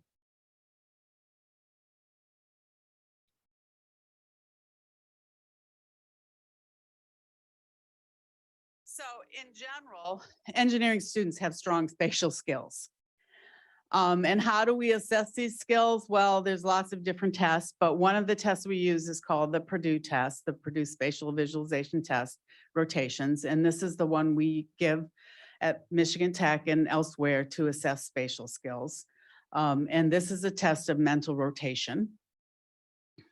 And again, who tends to have weak spatial skills? Women, community college students, and students from low SES backgrounds, particularly from urban areas, because we've gathered data, the people from low SES backgrounds in rural areas, their spatial scores are not so bad. It's really the people from the urban areas, not the rural areas from low SES. So in essence, the people that we're trying to weave in are the ones who are most likely to have weak spatial skills. This is data from Michigan Tech gathered over a really long period of time, going back to 1996. And you can see that every year that we've given the Purdue test, we have significant gender differences on that test. The men, there's 30 points possible on this test. The men are scoring approximately 80-some%. The women are scoring about 60%, 65%. And it looks like maybe the gap is closing, but oh no, not really. We tested them again in 2019 and it's still there, right? The gap never closed. So the details of the program, we identify the weak visualizers, and we, prior to the start of the fall semester, and we, in the past, we've used opt-in, opt-out, or now we use required. The way that works best is either opt-out or required. Opt-in is the least effective in terms of getting people into the spatial skills course. We have a curriculum. It consists of software, a workbook, and other online resources. There are 2 versions of the workbook now. The original, which has approximately 235 pages, and then a sketching only, which has the multiple choice problems ready for your LMS with the sketching problems in the paper and pencil format. It's a 1-credit course. It meets once a week for a full semester or 2 sessions per week for a half semester. People like to make it, you know, they can, it's very flexible. It's modular, so you can do what you want, basically. It can be taught by a faculty member or a TA, and the students usually purchase the workbook on their own, but some universities like Campbell, the dean purchases all the workbooks and provides them for their students. So what are the outcomes? Well, we were able to improve spatial skills of the students who enrolled in the class. The scores generally went from about 50% to about 80%, so that's good. We got better grades in a lot of our courses, intro courses, in their engineering courses, calculus courses, chemistry, physics, and some of the biggest gains were in computer science, which is interesting. But more importantly, we had better outcomes in terms of retention and graduation. So these are the graduation rates for the students who passed the Purdue test during orientation. So about 70% of the women and a little over 60% of the men graduated from engineering who came in with good spatial skills, right? And then when we tested the students and they scored poorly on the Purdue test, less than 50% of those women and a little bit more than 50% of those men graduated from engineering.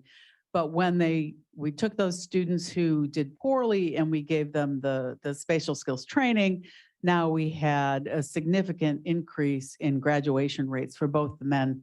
It wasn't statistically significant for the men, but it was statistically significant for the women. So we have improved the success rate of engineering students by implementing this course, especially for the females. Some of the data that I didn't present here is that we did a recent analysis of the data and we found that the course was particularly impactful for women who started out in pre-calc. That's like the sweet spot for who this really helped. The students generally seem to enjoy working with the curriculum. They have fun. I've had a number of students tell me, oh, this is my favorite class. I love coming to this class every week, you know, which you hardly ever hear in an engineering course, especially in the first year. And unlike some other kind of what I'm going to call remedial courses, this one doesn't hold people back. It doesn't add to time to graduation, right? Like when you tell somebody take pre-calc and then that adds a semester to graduation, they kind of resent this one.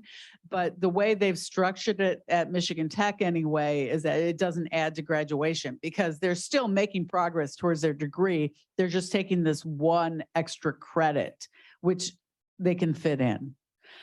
The biggest challenge is convincing people to add one more class. But at Michigan Tech, the way I convinced them to make it a requirement was I said, look, you don't tell people to go into calculus if they're not ready for calculus. You say, take pre-calc, you know, because you think it's unethical to tell them to take calculus if they're not ready for calculus.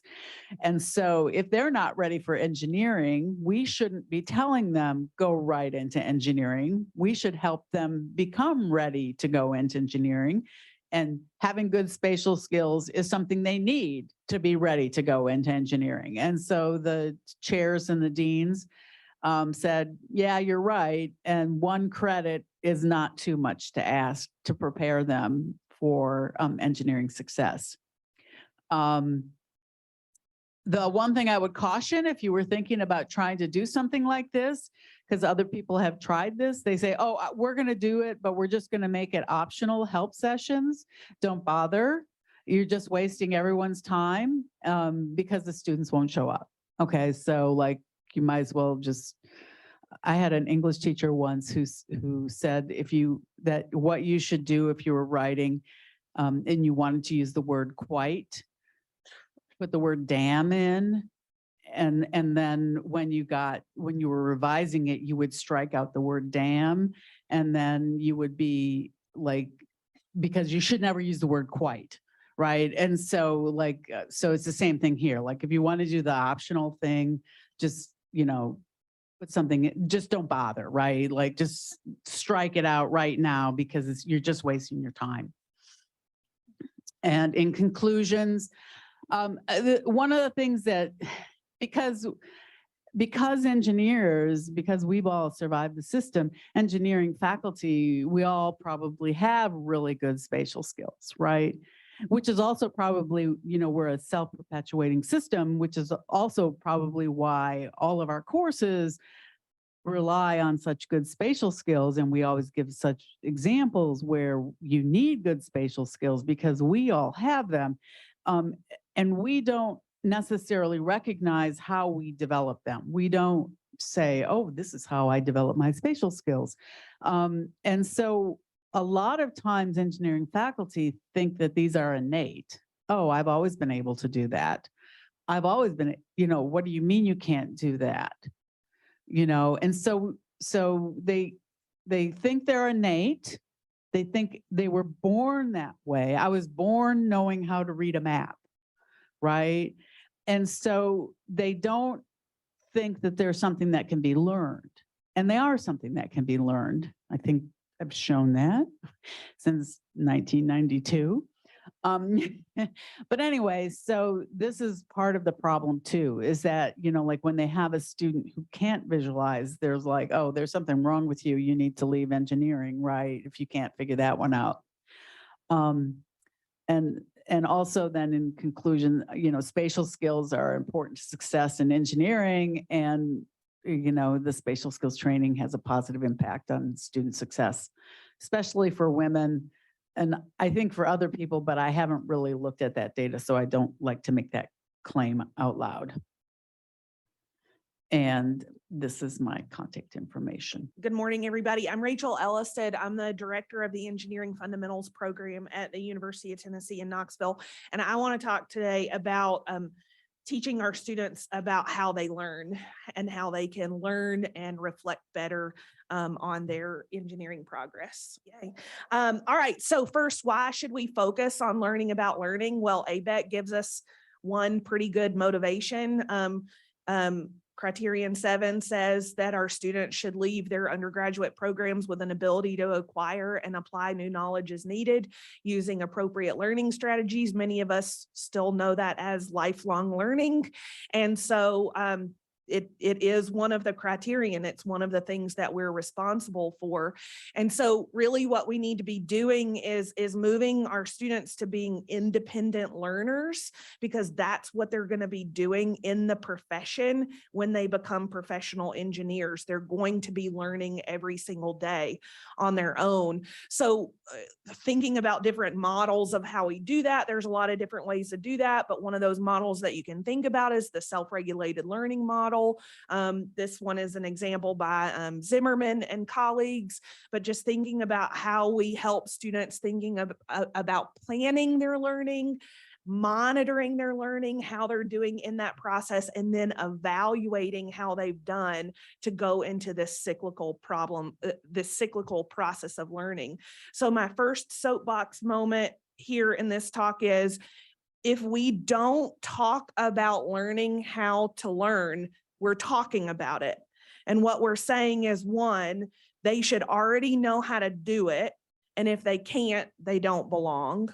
Or two, all of this is just about being smart. And if they're not smart, they don't belong. And I think all of us in this room know that's not the thing that we want to be telling students. Therefore, we must talk about learning how to learn. I got slides in different places, sorry. So in the context of my program, our program at UT, Engineering Fundamentals was developed as a program in '97. And I like to tell people, I appreciated that Michael said this in his talk yesterday. I am a direct product of this program. I was in the very first full implementation of Engineering Fundamentals in 2001. I'm very passionate about what we do in our program. It means a lot to me. Yes, so I'll just put that out there. If I get too excited about things as I talk, you know that ahead of time. We're a student success-based program, and we have grown to now serve over 1,000 engineering students per semester. Now, our focus in our program, we are more of a technical content focused based program, which is a little different than some other first year programs around the country.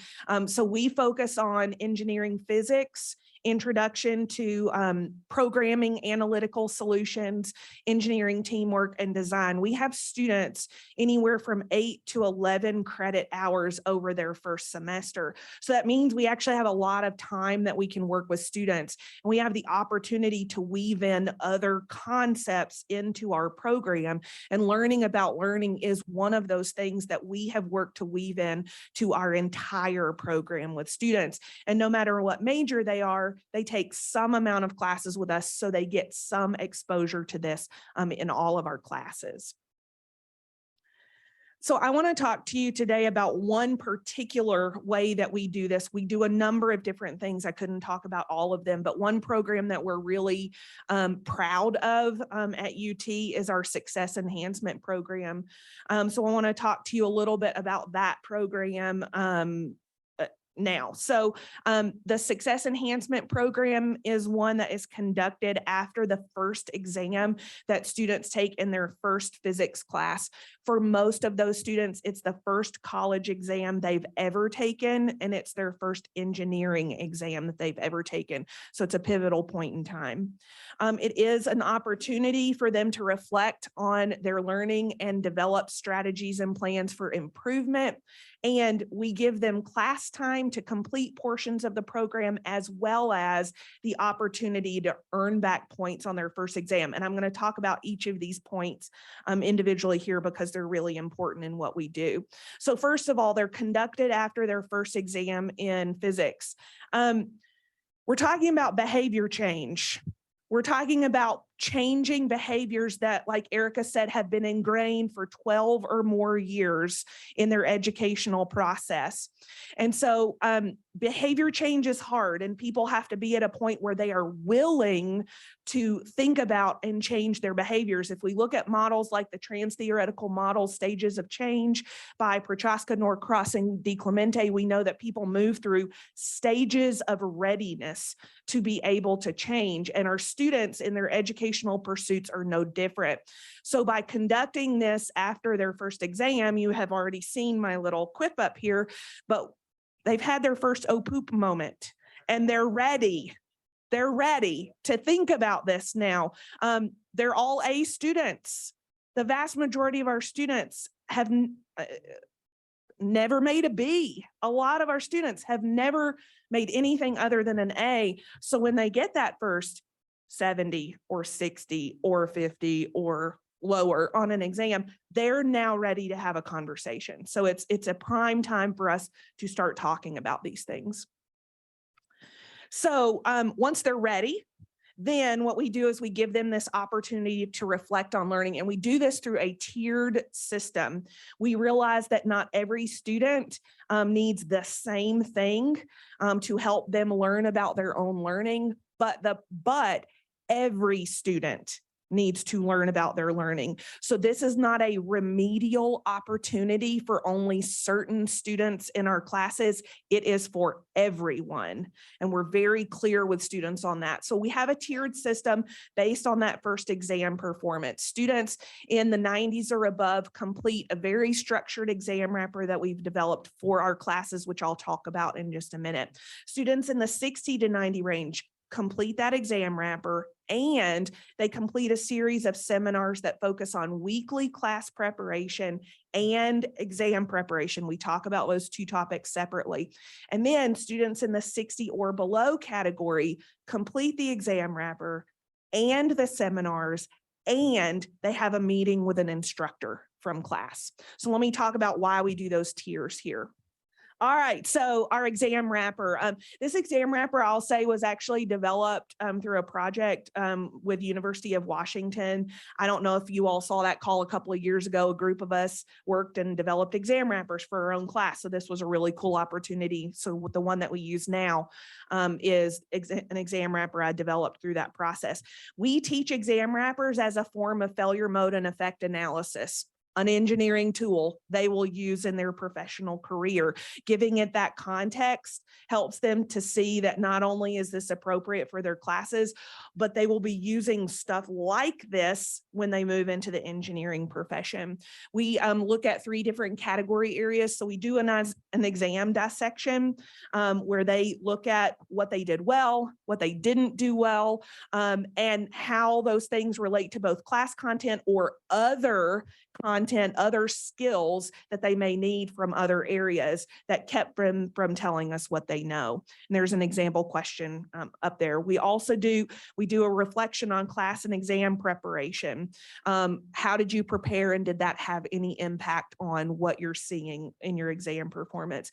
Then we move into a strategic plan for their upcoming classes and exams. How can they develop a plan that will be different from what they did before to work towards some measurable, accomplishable goal? A student that makes a 40 on their exam and then tells me a 99 is their next goal, we have a conversation. All right, so everyone has the opportunity to do this exam wrapper. And what we're really trying to model here is metacognitive processes. We're trying to help students build accurate levels of knowledge of cognition and also build skills related to the regulation of cognition. I'm going to move a little fast. All right. So activities 2 and 3, we do seminars related to daily and weekly strategies and exam preparation strategies. The daily and weekly strategies are first. We communicate that those are key. And if they will do those things, exam preparation is actually not all that important. They've already done all the work. But we do those 2 seminars for students. The instructor meeting, we're trying to model help-seeking behaviors. We're trying to help them see that there are help areas on campus that they can get when they need it. And we're trying to dispel the myth that instructors are scary, instructors don't care, and instructors are too busy for them by telling them we want them to, we require them to come and see us. All right, last thing in this list, and then I'll show just a tiny bit of data.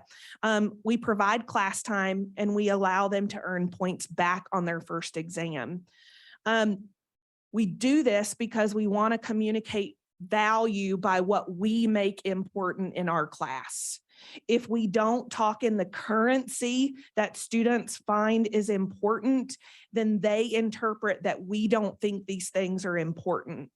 They realize that grades aren't the best currency for them to use. They know that. But right now, they don't know any other currency to use. We're trying to teach them another form of currency. So until they learn a new form of currency, we must speak in the currency that they have the ability to use. All right, so everybody always likes to see the data, and I'm going to share it, and then I'm going to give a note of caution on data.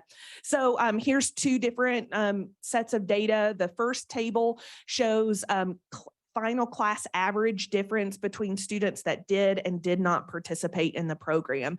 And you can see higher level exam 1 performance. There's slight differences between class average, 3, 5 points in those first 2 categories. When you get down to the 60 to 69 grade in exam performance, you start to see the major jumps. No SEP performance, an average of 32. SEP participation, an average of 70. So you start to see these big jumps, especially with students in that lower exam 1 performance. The second table just shows you data that we have on jumps between performance on exam 1 and exam 2. So students in that lower category that participate in the SEP program see a significant jump in their exam performance on exam 2. So 1, is there self-selection bias in this? Absolutely. Absolutely there is. Do I care about that? No, I don't. I don't care about that at all because they're interacting with the stuff and they're thinking about it. And that's what I care about. I'll also say this, my goal with this program is not the biggest jump in final grade or exam performance. I want to know that the jump that they see is enough to keep them going to exam 2, and then to 3, and then to 4, and then to next class. So if they perceive that what they're doing is making a difference, then the program has accomplished its goal. All right, so I'm going to talk about outcomes in terms of, for us, what doesn't work well and what does. So for those of you that work in large classes, I'm with you. Things like this are hard in large classes. I actually used to do all of our seminars in person. And as our program got bigger and bigger and bigger, I was doing these outside of class. One semester, I gave one seminar 17 times to try to accommodate all the times for the students in the program. It just becomes unfeasible at one point. We now use flipped classrooms in all of our classes in engineering fundamentals. So we've moved our seminars to a flipped classroom approach, and students are used to that. So that's an easy change for us to do. One of the other things that can be really hard in large classrooms is feedback on learning. You're asking students to reflect and give you deep reflections, and it's really challenging to read those when 700 people turn them in and also turn around feedback. I'm working with another colleague on potentially using machine learning techniques to assess and provide feedback on these exam wrappers. And I'm hoping that soon we'll have a process to do that. Probably the more frustrating thing is not all students are going to choose to do this. If we go back to that Prochaska, Norcross, and DiClemente model, some students just aren't ready for this type of change. And that's hard for us as instructors because we know it's so important, but we just have to meet students where they are and be ready to talk about it when they are ready to talk about it. So what worked well? We have a lot of data that shows the success of this program in our unit over the past 12 years that we've been doing it. And it's morphed and it's changed, but our data is always consistent that it is helpful to students. Faculty in our unit that don't teach in this particular course where it started saw how good of things it did. So we now have exam wrappers in every physics class that we teach in our program. So students are consistently seeing this across their program. They're consistently seeing that they can use these tools over their courses. And these are traditional honors and now are pre-calculus sequence classes. So again, we are communicating this type of learning is for everyone. It is not remedial. It is important for everyone to think about their own learning. Probably the most exciting thing is that our 3rd and 4th year students in the college have become like our marketers for this program. Our 1st year students find out about it before we ever tell them about it because they freak out and they're so nervous about being successful in their classes. They go to the 3rd and the 4th year students, and one of the first things that those students say is, well, you just need to wait till the SEP program. You're going to be fine. Not only can you earn points back on your exam, but they're going to help you think about how you can do better. So I almost don't even have to tell students about it, except put the assignment out because it is a thing that we do, and it's really ingrained in everything that we do. So I guess my final takeaway and final point is, and I know I'm preaching to the choir on this, so I'm just going to pretend that there's people in here that don't believe this and then just humor me as I say it.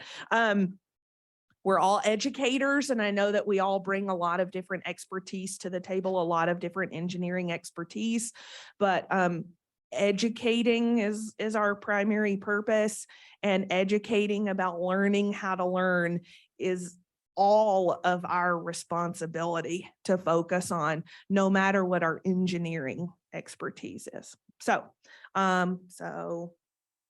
that's all I have. Thank you.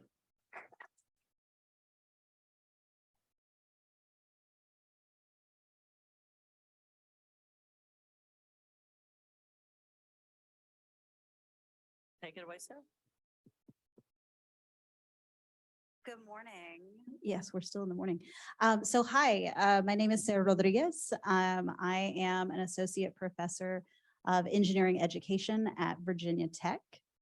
While they're pulling it up, a little bit of information about just starting to talk about who I am, because I think it's important that we all position ourselves in the way that we do this work. And one of the things that I think is key to understanding where I'm coming, I am actually coming from a higher education background. So my degrees are in college student personnel, higher education administration. So I am coming from a definitively higher education space, thinking about the way that students develop over time.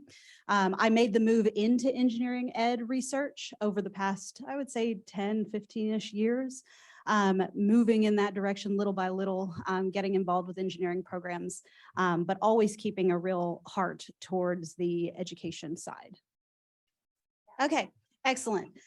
So also part of the positionality that I want to talk about before I get into what I'm talking about, which actually going back, okay, what I am talking about is the promise of engineering identity development. This is something that's really important to me. I hear it resonating throughout everybody else that has talked about this. So I feel like this is really a moment to pause and say what we mean by engineering identity development. In a bunch of different ways, and we'll kind of try to take it apart and think about it through this. But I really feel like out of all the things, everything that we talk about touches engineering identity development and questioning, what kinds of people we're asking people to become, what type of engineers we're building. Okay, maybe we got it now. So in terms of my research agenda, I am a professor, and so I think this is important too, is that I focus on engineering and computing. And I say both of those because it is my firm belief that eventually they will become one. So I really think that we do kind of have to talk about both of those. And my experience is mostly in computer and electrical engineering, so that's kind of where that comes from too. All of my work has a very distinct focus on equity, access, and success, and thinking about it in terms of intersectionality. So you're going to keep hearing that word from me as I go through and really trying to unpack how we can address that. I was asked to talk about Latinx students in community colleges within this, and that is a huge piece of the work that I do. So the examples that I give, the people that I care about, much like Homero talked about who he cared about, is Latinx students and community college students, and especially Hispanic serving community colleges as well, because I think that thinking about minority serving institutions is also something that we don't do a lot that I want to make sure is in this conversation as well. So in terms of the projects that I am looking at and coming across, I'm not identifying with any particular project that I work with, because I work across several as a social scientist. The majority of my work in engineering was at Iowa State University. And so we had several programs that were really focused on thinking about reinventing instructional and departmental enterprises. So really thinking about the way that we address issues that happen, particularly in the middle skills or the middle years skills building space. But also this kind of information that I'm going to talk about today is coming from an STEM program as well. So thinking about low-income students, also how we serve community college students looking to transfer. And then, as I mentioned, HSIs are really important to the work that I do. So this is the newest project that I'm on. Super exciting thing that we are doing with Miami-Dade College, looking to get students interested not only in computing, but very specifically artificial intelligence, by basically giving them a free course saying, hey, come get interested in this. Doesn't matter what your major is, doesn't matter where you're at in your program. We just want you to come into computing. And this program, I think, has a lot of promise in thinking about identity specifically. And I do a bunch of other kind of projects of mixed methods approaches looking specifically at Latinx students in community colleges, particularly with community college data from the Center for Community College Student Engagement, which I think is a really underutilized resource of data that we know that's there, that literally is accessible, that we can learn more information about our community college partners that is just waiting and isn't utilized enough. So why engineering identity? And I think that it's important to start here because we say, yes, it's important, but I think really breaking down why it's important is key to actually figuring out how we can implement it. So To serve, we must think of engineering and the journey as a process of becoming. And this is taken from G. It's not my fancy belief, but it is something that I think is key. So it's how someone understands and positions themselves within engineering. It's how you become associated or alienated from a particular community, its norms, its cultures. We all understand that engineering has a very particular, and even the subdisciplines, we can talk about that later, but there's a very particular culture that is present. And often it is white, it is masculine, it is heteronormative, it is competitive, it is steeped in white supremacy and meritocracy. And for a lot of students, that is not something that resonates with them. So identity becomes very important to groups like Latinx students, community college students, marginalized students, seeing themselves in these engineering roles. I'm a huge believer in the whole thing of, if you can't envision yourself in that role, you're not going to get through doing the courses. You're not going to get through doing the obstacles, doing the math. You're not going to be able to kind of see beyond, hey, I don't see myself in this role. I'm going to peace out now.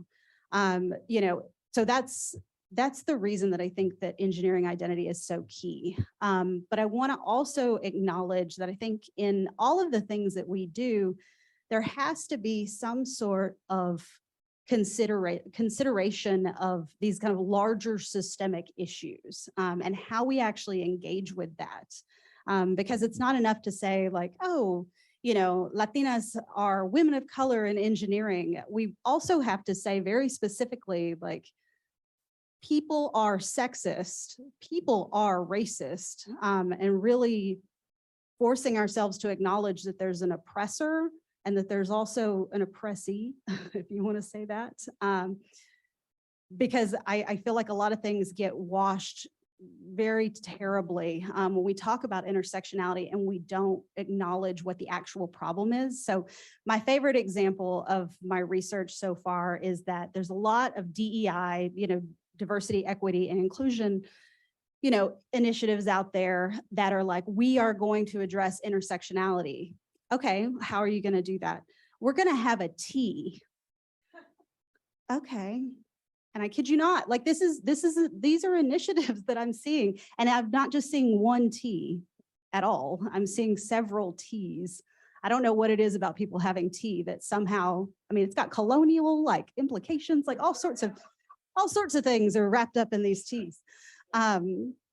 Yeah, so it becomes a really awkward kind of thing. And we actually have a paper coming out soon that compares the challenges that we have, which are grand challenges, to use some language here. These are grand challenges, and then we're addressing them with T's, or we're trying to pull them out of the like systemic oppressions that are there. So I add that as something that I really think is important when we talk about engineering identity, is that we're not just talking about professional identity, we're talking about multiple layers of where students are situated, where their communities are situated. I wasn't here yesterday, but I'm super excited to hear that there was community-based talk. Like, I think that's wonderful and an excellent way to like build that connection for engineering identity. But anyway, I'm going to keep moving. So in terms of engineering identity, I want to take it apart a little bit so that we can get to how to actually implement it. So the first thing is interest, the second being competence, performance, and recognition. So taking those apart, when I talk about interest, it's the desire to know more, the curiosity, the intrigue, think back to your own selves, like, why did you start picking up engineering? Why did you get interested in math? Why were you interested in physics? Whatever it might be. There was something there in that desire to know more. And it really sustains students in overcoming challenges and keeps them engaged whenever there are these, overcoming challenges. And, people talk a lot, I think, about interest in the, early ages in the K-12 space, which I think is absolutely important. But one thing particularly for Latina students that they talk about is the fact that they maybe didn't get interested until they got to college, or maybe they didn't get interested until the end of high school. So, you know, I think sometimes we think about like, oh, we've lost them, you know, if we don't catch them, you know, before they're 18 years old. But I'm here to say that a lot of the students that I talk to are either coming to it at the beginning of their college experiences, or they're retooling, like they've been a dentist, decided to come back to the community college context and become an engineer. So interest is not just something that we're building up until you become 18 and then automatically like you either have it or you don't, but finding ways to kind of integrate that into the experience. The second element is around competence. So this is, I think, the most straightforward one. This absolutely always resonates with engineers in terms of acquiring knowledge, skills, learning. You know, you get the actual things that you need to do to be able to do engineering and to be able to apply it. And so this is something that we see that really builds confidence in students. I think particularly for the newest work that we're seeing,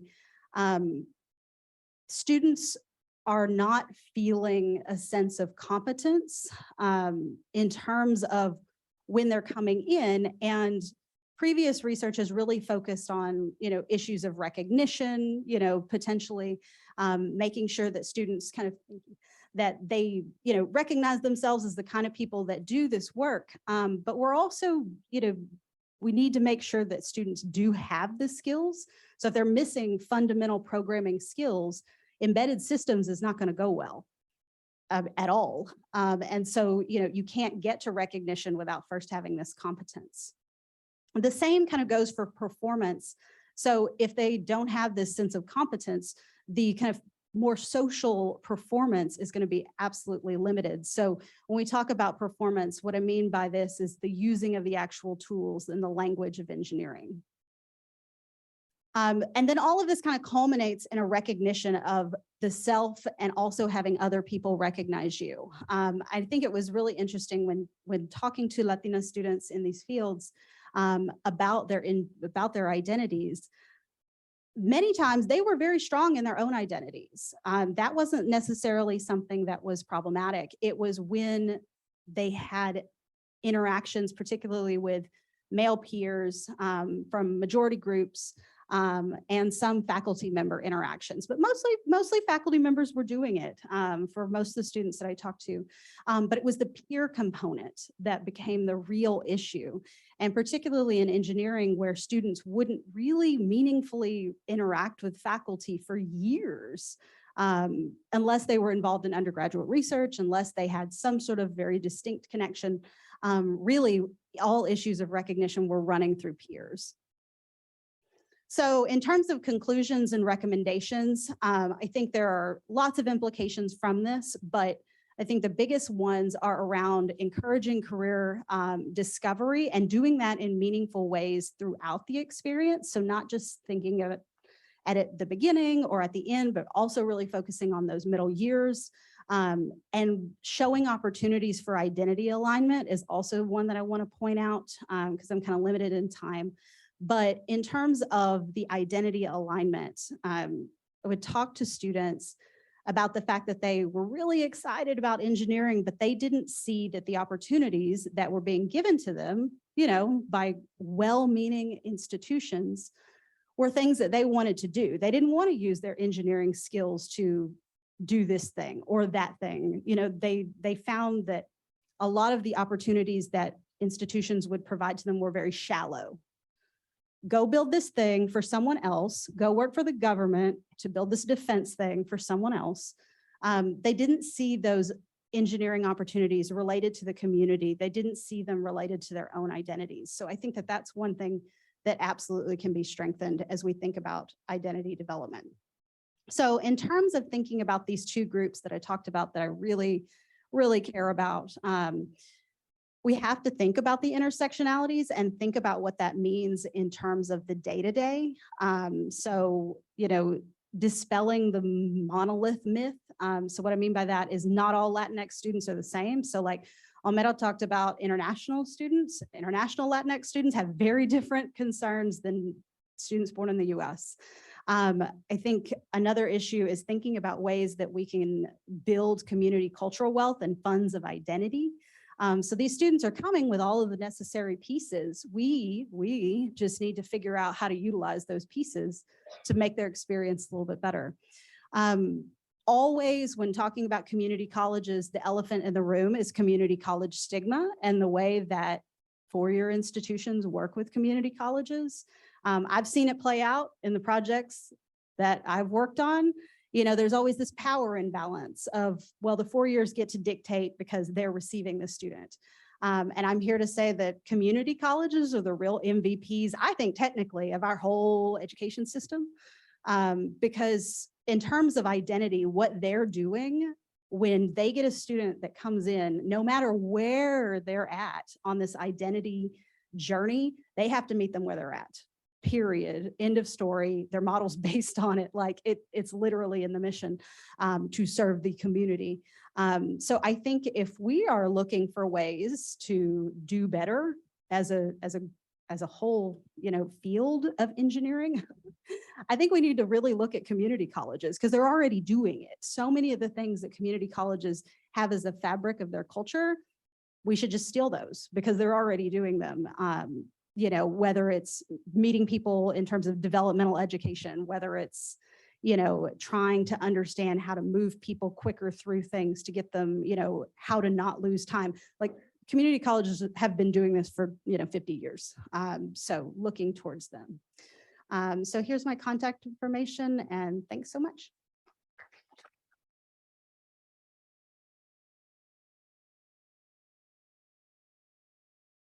Some Q&A time. We got to Anna. I have a couple things. One, I want to mention to everybody Barbara Oakley's Coursera courses. So she has one that's learning how to learn. It's free. All of my students are required to take it in one of my classes. It talks about spaced repetition. It talks about procrastination.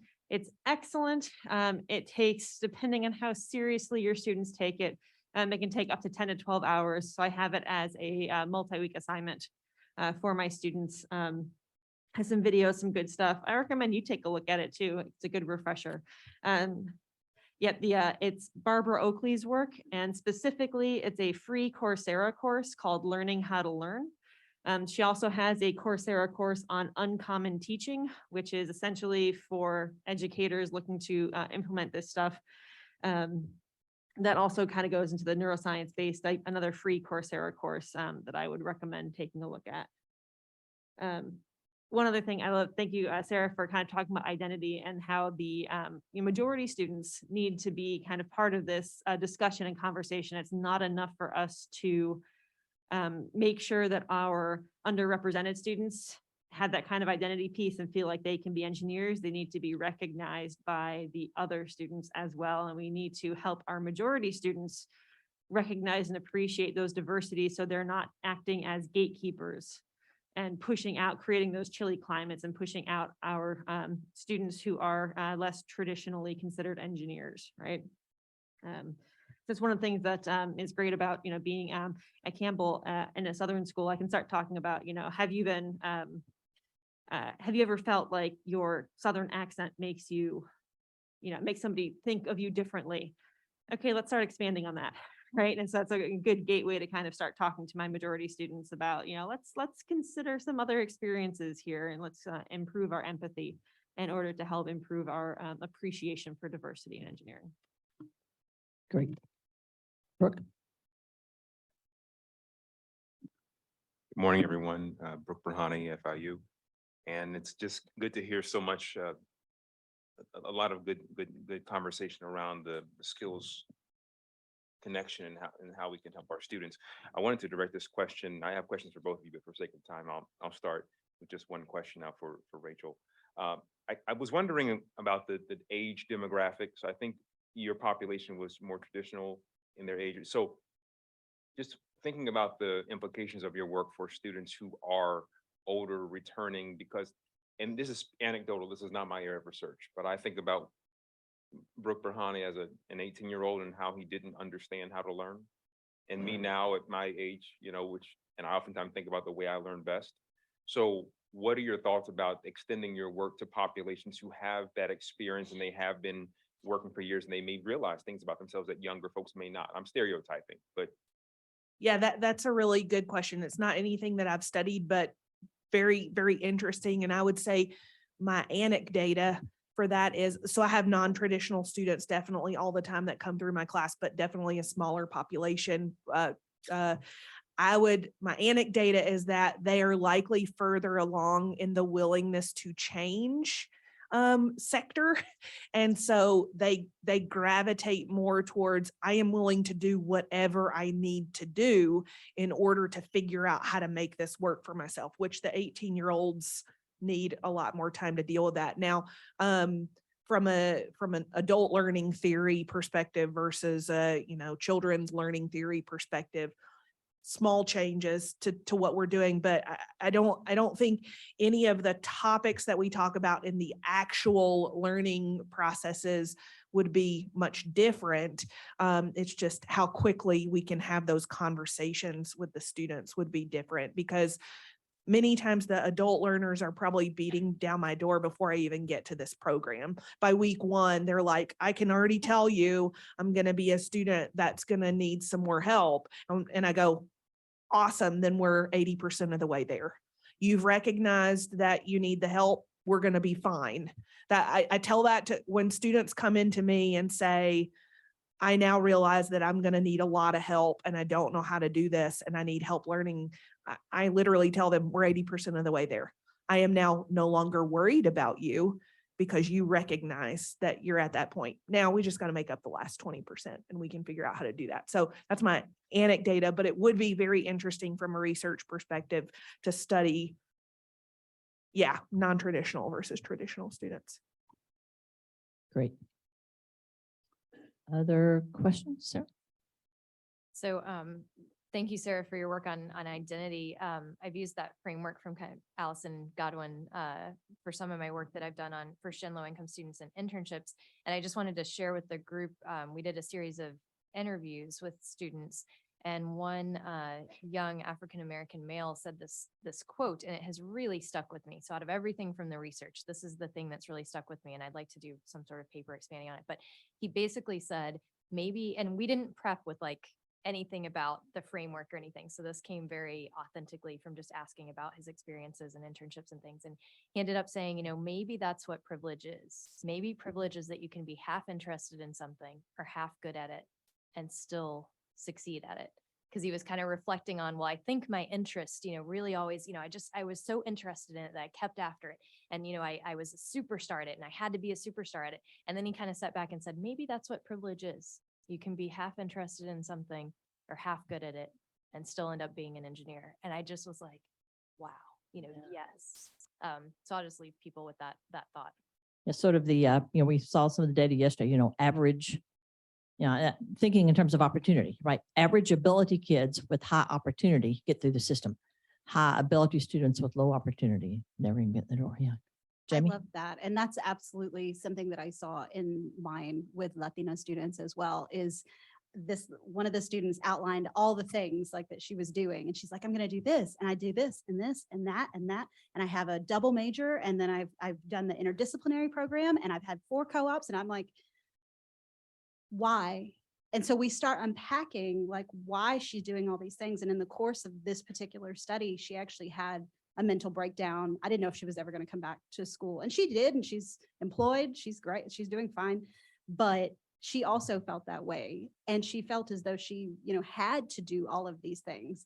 And we want to say, oh, well, you don't have to. But in the reality, like with your peers, you kind of have to. She felt that she definitely needed to. She shouldn't have to, but she did. Jamie?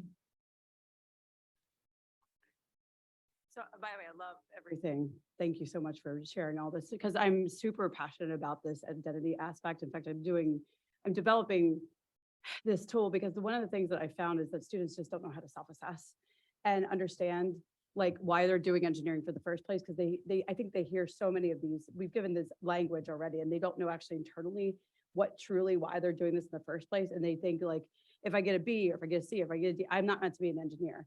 So I spent like my doctorate work, and also I'm still working on this, is an instrument that actually gives them feedback of why they're actually doing and seeing the motivations, so they can stop looking at their freaking GPA, excuse me, I'm gonna say it because it pisses me off. And because they're like, I have to get an A, and I'm like, stop looking at the GPA. And so and I love all the work because it helps validate like everything I keep on showing them. And so, so my point with that is like, just like what Sarah talked about is like, I have these students who come from, I have a lot of first gen students and a lot of low income students, and they take it and they go, oh, okay, maybe I'm doing this for the social good. I'm doing this because I want to help society, because I actually just intrinsically love being an engineer. And I really want to do this for the fact that I can help people and do more with my life. I'm actually beyond just my GPA, and it's okay. And I can still continue on in engineering and still thrive. And my math abilities, that's important, but it's not everything. It's not everything. And that's like such an important facet. So I've had stories upon stories of students that are just what is called my crying office. The people like, if you want to cry, you go to my office. So, and like, as I sit there and go, it's okay, and understand that you are more than just this grade, you know, and your cultural background really matters because X, Y, and Z. So I have to just employ that this is such an important facet of their development, that we need to include that right in the beginning and not at the middle or the end, because then we can catch them immediately so that we can encourage them, please keep going. I was one of those students, only because of the non-engineer who told me, keep going, you're doing great, just do it again, is why I ended up still graduating it. Because I was like, guess what? I thought I was too stupid to even graduate, more or less even be a PhD. So I'm like, please keep going, because why? Look, you could become me. I don't know if that's a good thing or bad thing, but you can become me. Yeah. Shut up with that. But anyway, so just, I wanted to add that to the group, that it's just something that's conversation and something that I'm trying to, because they love taking personality tests. So that's why I'm developing this, and I'm getting it revalidated and stuff, because it's like, they just have fun with it. They're like, look, I'm this person, and they start comparing it with each other. They're like, and then it gives them recommendations. Go join Engineers Without Borders, go join Society of Women Engineers, go and get like a peer mentor, because it's the thing that really makes them go, I need community, and it's okay that I'm this way. And like, and then they start saying, hey, did you fail this? Yeah, I failed. I'm like, great, we're gonna fail with positivity. So that's another thing, failure culture, being a failure culture is super important. So anyway, just wanted to add that asset. So thank you. I'm very passionate about this topic. Yes. All right. So Matt had his hand up next, and then I'll get to you three. Matt. Yeah, so Rachel, so your work fascinates me. And I mean, I see these two different barriers that get in the way of when students are sort of ready for help seeking. And I'm just wondering on your thoughts, right? So with my guys, right, it's typically externalization, right? I failed that for some reason, it's not my fault, whether it's a fluke or it's because of, you know, oh, the test was crap or whatever, right? And with other folks, right, women, underrepresented minorities, generally, right, it's the internalization, right, oh, it's me, right? And so for both of them, right, we need to like bring that reflective component. So what are your strategies? I mean, even just reporting the exam score is not necessarily enough for either group to sort of have that flip, right, to get to the 80%. Like, I was just wondering your thoughts and your strategies. Yeah, I agree with that. I mean, it's a generalization, but it's a pretty good one. That's some of the things that we see. So maybe I'll just talk in terms of students that externalize everything else is everyone else's fault. First, so our exam wrapper actually asks a specific question about what's one thing that you can do, and then what's one thing I can do as an instructor. It gives them a chance to get out that little bit of externalization of, you could do this better, this was your fault, but then they're still on the hook for saying something that they could do better as well. So it balances out a little bit of that discussion, but giving them the opportunity to look at both perspectives. I think a personal meeting is key to some of that conversation, because I think sometimes people just have to be called on that externalization. They have to be called out. They have to have somebody that can, from the outside, look at them and say, seems like everything that you're noting here is outside of yourself. Is there a way for you to think about something that you can do and to push them on that? And we have to be willing to push those conversations, to push them to see that there are things as individuals that they should be looking at. A lot of that is rooted in fear. They know that there are things internally that they should have been doing, but there's a fear of letting others see that, because that's a fear of failure. They're admitting that they're failing when they do that. So giving a safe conversation space to have that and say, okay, I hear all these things, but I'm going to push you and make you think of something that you have control over. In that conversation. Now, on the other side, students that just look inside of themselves, this whole program is designed to help them see that we all have things that we have to learn and skills that we have to learn. And this is not about you as a person. This is not about an inherent thing that you were born with, that if you don't have it, you're not able to do it at some point. So the whole process is about what, as a learner, can we learn to do the next step? And so, again, personal conversations with students that really internalize that. I think we've talked a lot about connections and people, and the power of just sitting one-on-one with a student, and you can see the tears start to come up in the corner of their eye, and you tell them, like, I need you to look at me and listen to me say this word to you right now, that you are not a failure. You can do, you wouldn't be here if you couldn't do this. That can be pivotal.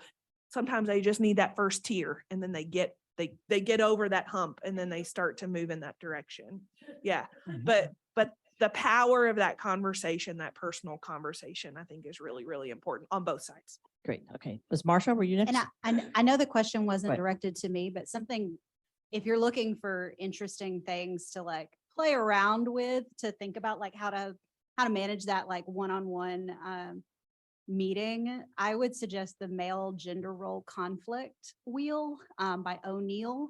It's easily Googleable, like, and it basically shows all of these things that often, particularly white men, will like try to push and impose, like when they, interact, when they externalize, when they do these things, like, so that might be something to play with in thinking about it, because it could just be that like men and masculinities is showing up. Yeah. Yep. Repeat it. It's the male Gender role conflict. O'Neill. I'll say as a math teacher, I've seen that forever, right? Girls make the 89, has to be possible. They say B today, F tomorrow, I can't do this, they drop. Guy makes a 70, lowest C possible. They have to have a C in the class. Not my fault. Never mind that I watched the football game last night, right? Has nothing to do with that. And the boy stays Or in. they go, awesome, I passed. Yeah, right? or the boy stays in, Yeah, right? The 70, they're drops. like, I did it, moving on. Yeah, exactly. All right, Marsha? Mine is more of a comment. I really appreciated Sarah's point about engineer majors may have other interests as well as going into industry specifically, because what we have found at our institution, a lot of them become entrepreneurs. So we are focusing, along with some other of our colleagues, on an entrepreneurial mindset. So I appreciate that we recognize that there may be some non-traditional entries into their careers. We also have a Grand Challenge of Scholars program at our institution. And what we try to help engineering majors realize that they're global citizens with technical expertise, which means they can work and solve problems in any area of life, any field, can be interdisciplinary and all. So I really appreciate your approach on thinking about different experiences. Yeah, great. Okay, Sarah, were you next, and then Ron? Is that, couldn't see. Okay, I'm sorry, Ron and then Rachel. Okay. Real quick question. Thank you, Sarah. I've been a community college teacher for 30 years and you called me an MVP, so I'm going to go home and tell everybody. I would suggest putting that on your CV, yes. But my question is, how do we get the rest of the MVPs in the room? Or any other MVPs in the room? Are you talking specifically about community I am. college faculty? I am. Yeah, so many things to unpack there. So the first thing that I think about, and I'm gonna beat this drum until I die, is we are relying on adjunct faculty. And like the same strategies that work for P&T, in most cases, I'm making a generalization about community colleges, but in general, community colleges are built off of adjuncts. And so that's like, you can't ask someone who's adjuncting to come in and do all this training and do all this extra work and meet with student, like you just can't, I mean, like you can't do that. So I think that we're gonna have to find creative ways to first either address the big problem of adjuncts, like being what we're building community colleges off of. I don't think that's probably going to happen. I think it's just going to continue the way it is. So because it's a money model and it works. So I think either addressing the fact that adjuncts are the majority of our faculty that are doing the work, or finding creative ways to think about how to work within that. So I just did a talk for Woodland Community College. And one interesting way that they're trying to do PD specific, I'm thinking about like PD and like getting people on board and bringing people in for whatever kinds of things, but particularly around, you know, STEM identity development and things, is they asked their faculty to trade in 1 week of the semester of teaching for PD. Yeah, so, and they've kind of done different themed, so they get like a faculty panel and they do every year, they do a different, you know, set of professional developments and things that, you know, people have to have, I think, something like 6 hours total. So it's not like crazy, or whatever their equivalent to the week was. But anyway, they've swapped basically teaching time for PD time. And that was a conversation that faculty and administrators had. And I think that that's a really, I mean, it's a creative way, like to try to do it like within the, like this space of particularly adjuncts in the community college setting. Great. Rachel? So this is a big question. So if you don't have answers, that's totally okay. But so I do some work with Emily Dringenberg, and we're looking at smartness and beliefs around smartness and identities around smartness and what that means in engineering. And some of the things that have come out, and not surprisingly, you know, engineering is extremely elitist. You get in the club, congratulations, you are part of the club, come be with us, like you're great now. And if we're basing it on smartness, smartness is very oppressive. It's an action, it's a cultural practice that we do unto others. So I'm wondering, how do we weave in the students that they don't think they're supposed to be in engineering? The elitism has kept them out, whether they are at a community college, whether they're at our current four-year institutions. I think those are students we need to weave in that we have not talked about really at all today, especially those at our four-year institutions. So what do we do with those?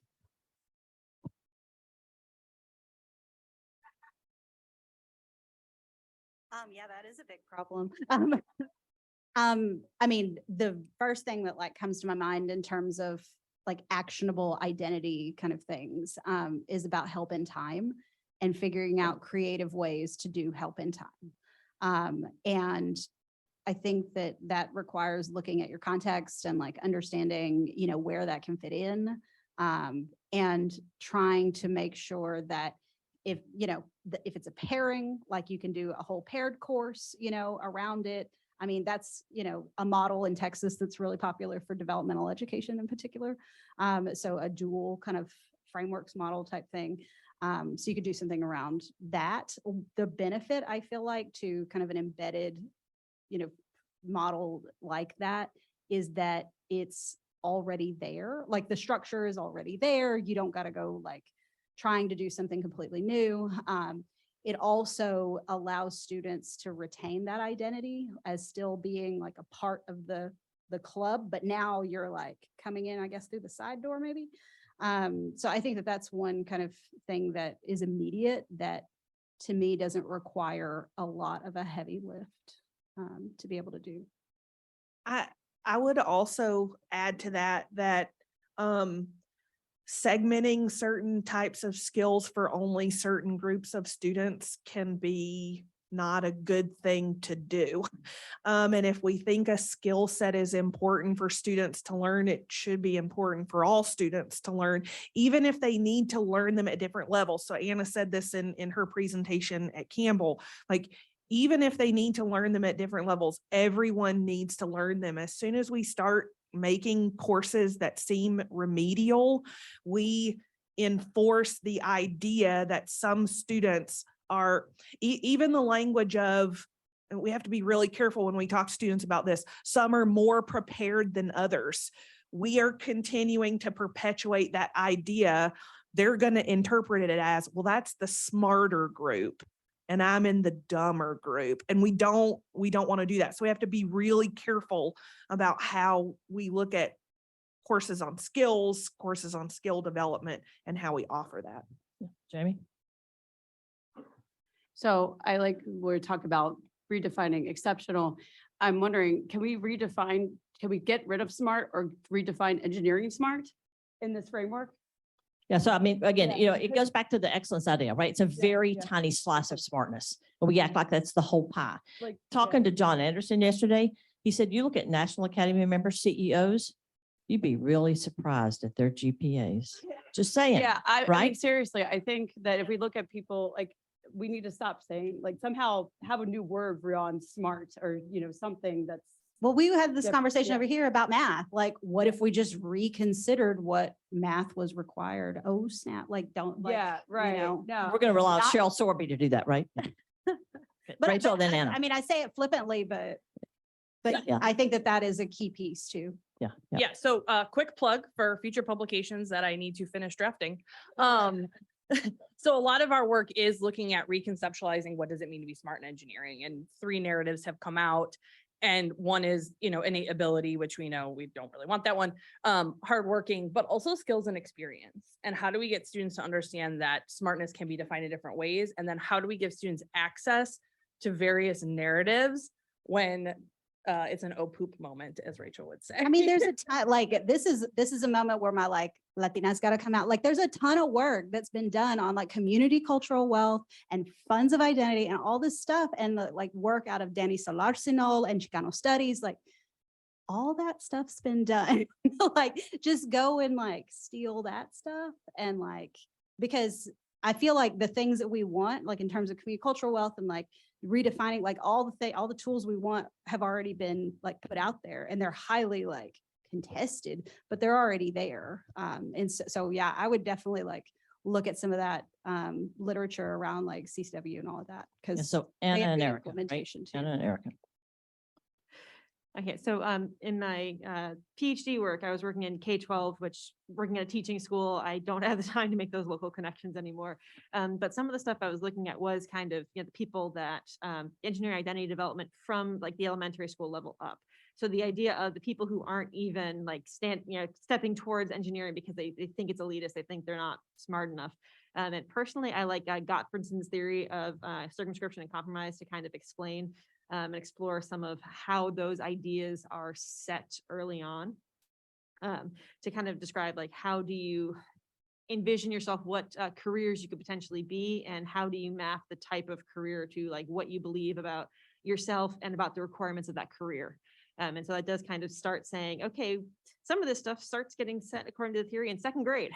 So if we're not in kindergarten, we're already done. But it also says that does give us ways to kind of reconceptualize. Part of it is that, your own personal beliefs of what you can do. A part of it is also the messaging of what is required for that career. And so changing the conversation is part of that. One of the big pieces of that theory is also that you usually don't reconsider, once something is set, you usually don't reconsider it unless you have a major experience. So how do we develop those major experiences for people who are, oh, I'm not smart enough, so I'm not even going to consider the engineering summer program. I'm not smart enough, so I'm not even going to step in the room for this other thing. right? And so some institutions, I've heard have like a, 1 credit, try this out kind of a thing. But how do we get those experiences for people who totally could and would be great assets as engineers, but just have that personal belief? And it's a good question. Great. Erica? Okay, the first thing is about adjuncts. So if you're looking for interesting ways to support adjunct and teaching faculty, the Delphi project out of USC has really valuable recommendations, and that's mentioned in the Boyer 2030 report also, which I think is good. This question about smartness is related to a lot of the research in social psychology around talent and growth mindset. And Catherine Good has done a lot of work around like disciplines that believe and prioritize talent over like learning mindsets. And some of her work talks about like the effect that has on women and underrepresented people and how to combat that. There's some work in her field and other growth mindset about like beliefs coming out of Jaeger's work about teacher beliefs that we're talking about now about talent and how that affects like their student outcomes, which I think is interesting, which has some recommendations. And the student experience project, when we're talking about talent and whether or not students believe they belong, a lot of that's related to the identity work you're doing. And then there are classroom practices that are validated from different universities across the country that help with that. So I think like if we're looking for resources, like those might be good places to look towards too. Great. Fantastic. We might create a document that we could pop some resources in. Could we create a Google Doc and send everybody a link? So if you've recommended something, if you'd pop it in there, that would be great. Dina? So I know we talked a lot about changing the conversation, and then also I've seen a lot of in my own work when I use identity lens that for minoritized students, so first generation college students, racial and ethnically minoritized students, interest is the biggest factor in predicting their identity or how they see themselves as engineers, and not necessarily recognition. Whereas when I look at the literature that focuses more on white males who are not first gen, recognition seems to pop out a lot. So they're receiving that recognition. And so they might have this, I don't know, half interest, like what you were saying earlier, Sarah. I've seen that as well in my own literature and comparing all of the studies, both from my advisor, Allison, and the work that I've done as well. But one of the things that I want to point out is maybe one of the ways that we could change the conversation is to consider communicating to students, if you're good at math and science, you should go into engineering. Let's flip that if you're interested in doing more math and science, you should go into engineering. So this idea of being good at, well, I might not be as good as X person over here. I might be okay in math. So would that be enough to go into engineering? Removing that sort of thought process in students, especially minoritized students who we do know based off of data that tend to be lower prepared in certain math courses. So something to consider. Yeah. Christine? Then we'll get to Sonia. This isn't a completely formed idea yet, but I've been sitting here thinking about a tension I think that exists right now. And that is sort of what is the purpose of a college engineering degree? So I think traditionally it's been a professional degree. And I think in many places, the primary, and maybe it always should be, but the primary space is we're going to get people prepared in some way, shape, or form to go out and get degrees as engineers. Maybe a few of them will go off and do the academic thing. But listening to the conversations over the past few days, we know, that's not the only thing that students do. There's some great examples of other ways that people might be interested in engineering. And I'm wondering if it's sort of time to trouble that notion a little bit. And part of that is thinking about, well, what really, when we say we are graduating students with an engineering degree, what does that mean that they can do and why? And then that may help us to think more about how do we then design a series of courses that if what's really valued, and industry will also tell you there's a mismatch, by the way. So, but if what's really valued is super creative thinking, like I wouldn't argue that that's something that we do particularly well in college engineering right now, but it seems to be part of the conversation. Like on the one hand, we have this very old model based on the history of the field. And on the other hand, the conversations we're having are sort of saying like, yeah, but like, okay, that's over there and let's do this. But is there a way of sort of throwing that up in the air a little bit more and building something that really does have kids doing engineering for a variety of different kinds of roles in life. Yeah, so I'm gonna get Sonia and Blake, and I'll say, so at Campbell, I mean, again, we built it from scratch, right? So it's been a cool opportunity. But we knew what we were doing, and that's why we look a lot different, right? Because we knew the skills we wanted people to exit with. And so we created the experiences that hopefully result in those, which is probably look different. Sonia? Okay, I'm sorry. I just wanted to put. Okay, yeah, go ahead, Sarah. Just one thing about that, a consideration I think that we should just have in the back of our minds is that what happens if we become like other STEM fields where then you need a master's, you need a PhD? Like, I think that's one consideration in kind of this conversation is, are they going to end at the 4-year degree? Like, or are we going to open it up? I'm not saying that's a problem. I'm just saying like, it's something to definitely consider because I feel like a lot of people are thinking about engineering just in the, the undergraduate space. But then we're really going to need to spend a lot more time thinking also about grad ed as well. Donation issue. I mean, this is not a small problem, but it just seems like there's just two conversations happening here. And in my head, I'm trying to figure out how do they connect in some way. Great. Sonia? Okay, I'm sorry. I have to give you my back because this microphone is just set up. for That's okay. this. So I just wanted to say something in terms of racial identity and Hispanic identity. And I think one of the issues that was actually my background in higher education, the development of racial identity of Hispanic students and racial identity and Black identity as well. There are so many models up there, and I agree with you, that have been developed, but I think the mistake that we keep coming back to it now that, I'm in engineering education, I'm working in STEM and engineering, it's that we don't go back to this model. We keep reinventing things, to try to make these populations to fit into the engineering identity model when we didn't even know what are some of the, areas that have been developed already. And that we have a lot of knowledge about how these students have to deal first with going to college and coming to terms with their own racial identities and Latino-ness and Blackness, and then have another layer that is, that engineering identity there. So if we, to me, since that was my background, it doesn't make sense. And it makes it easier in some ways to me, but it's also very difficult to know that background there of those different areas. You want to read Anna Ortiz for this, she's really good. She was my dissertation advisor.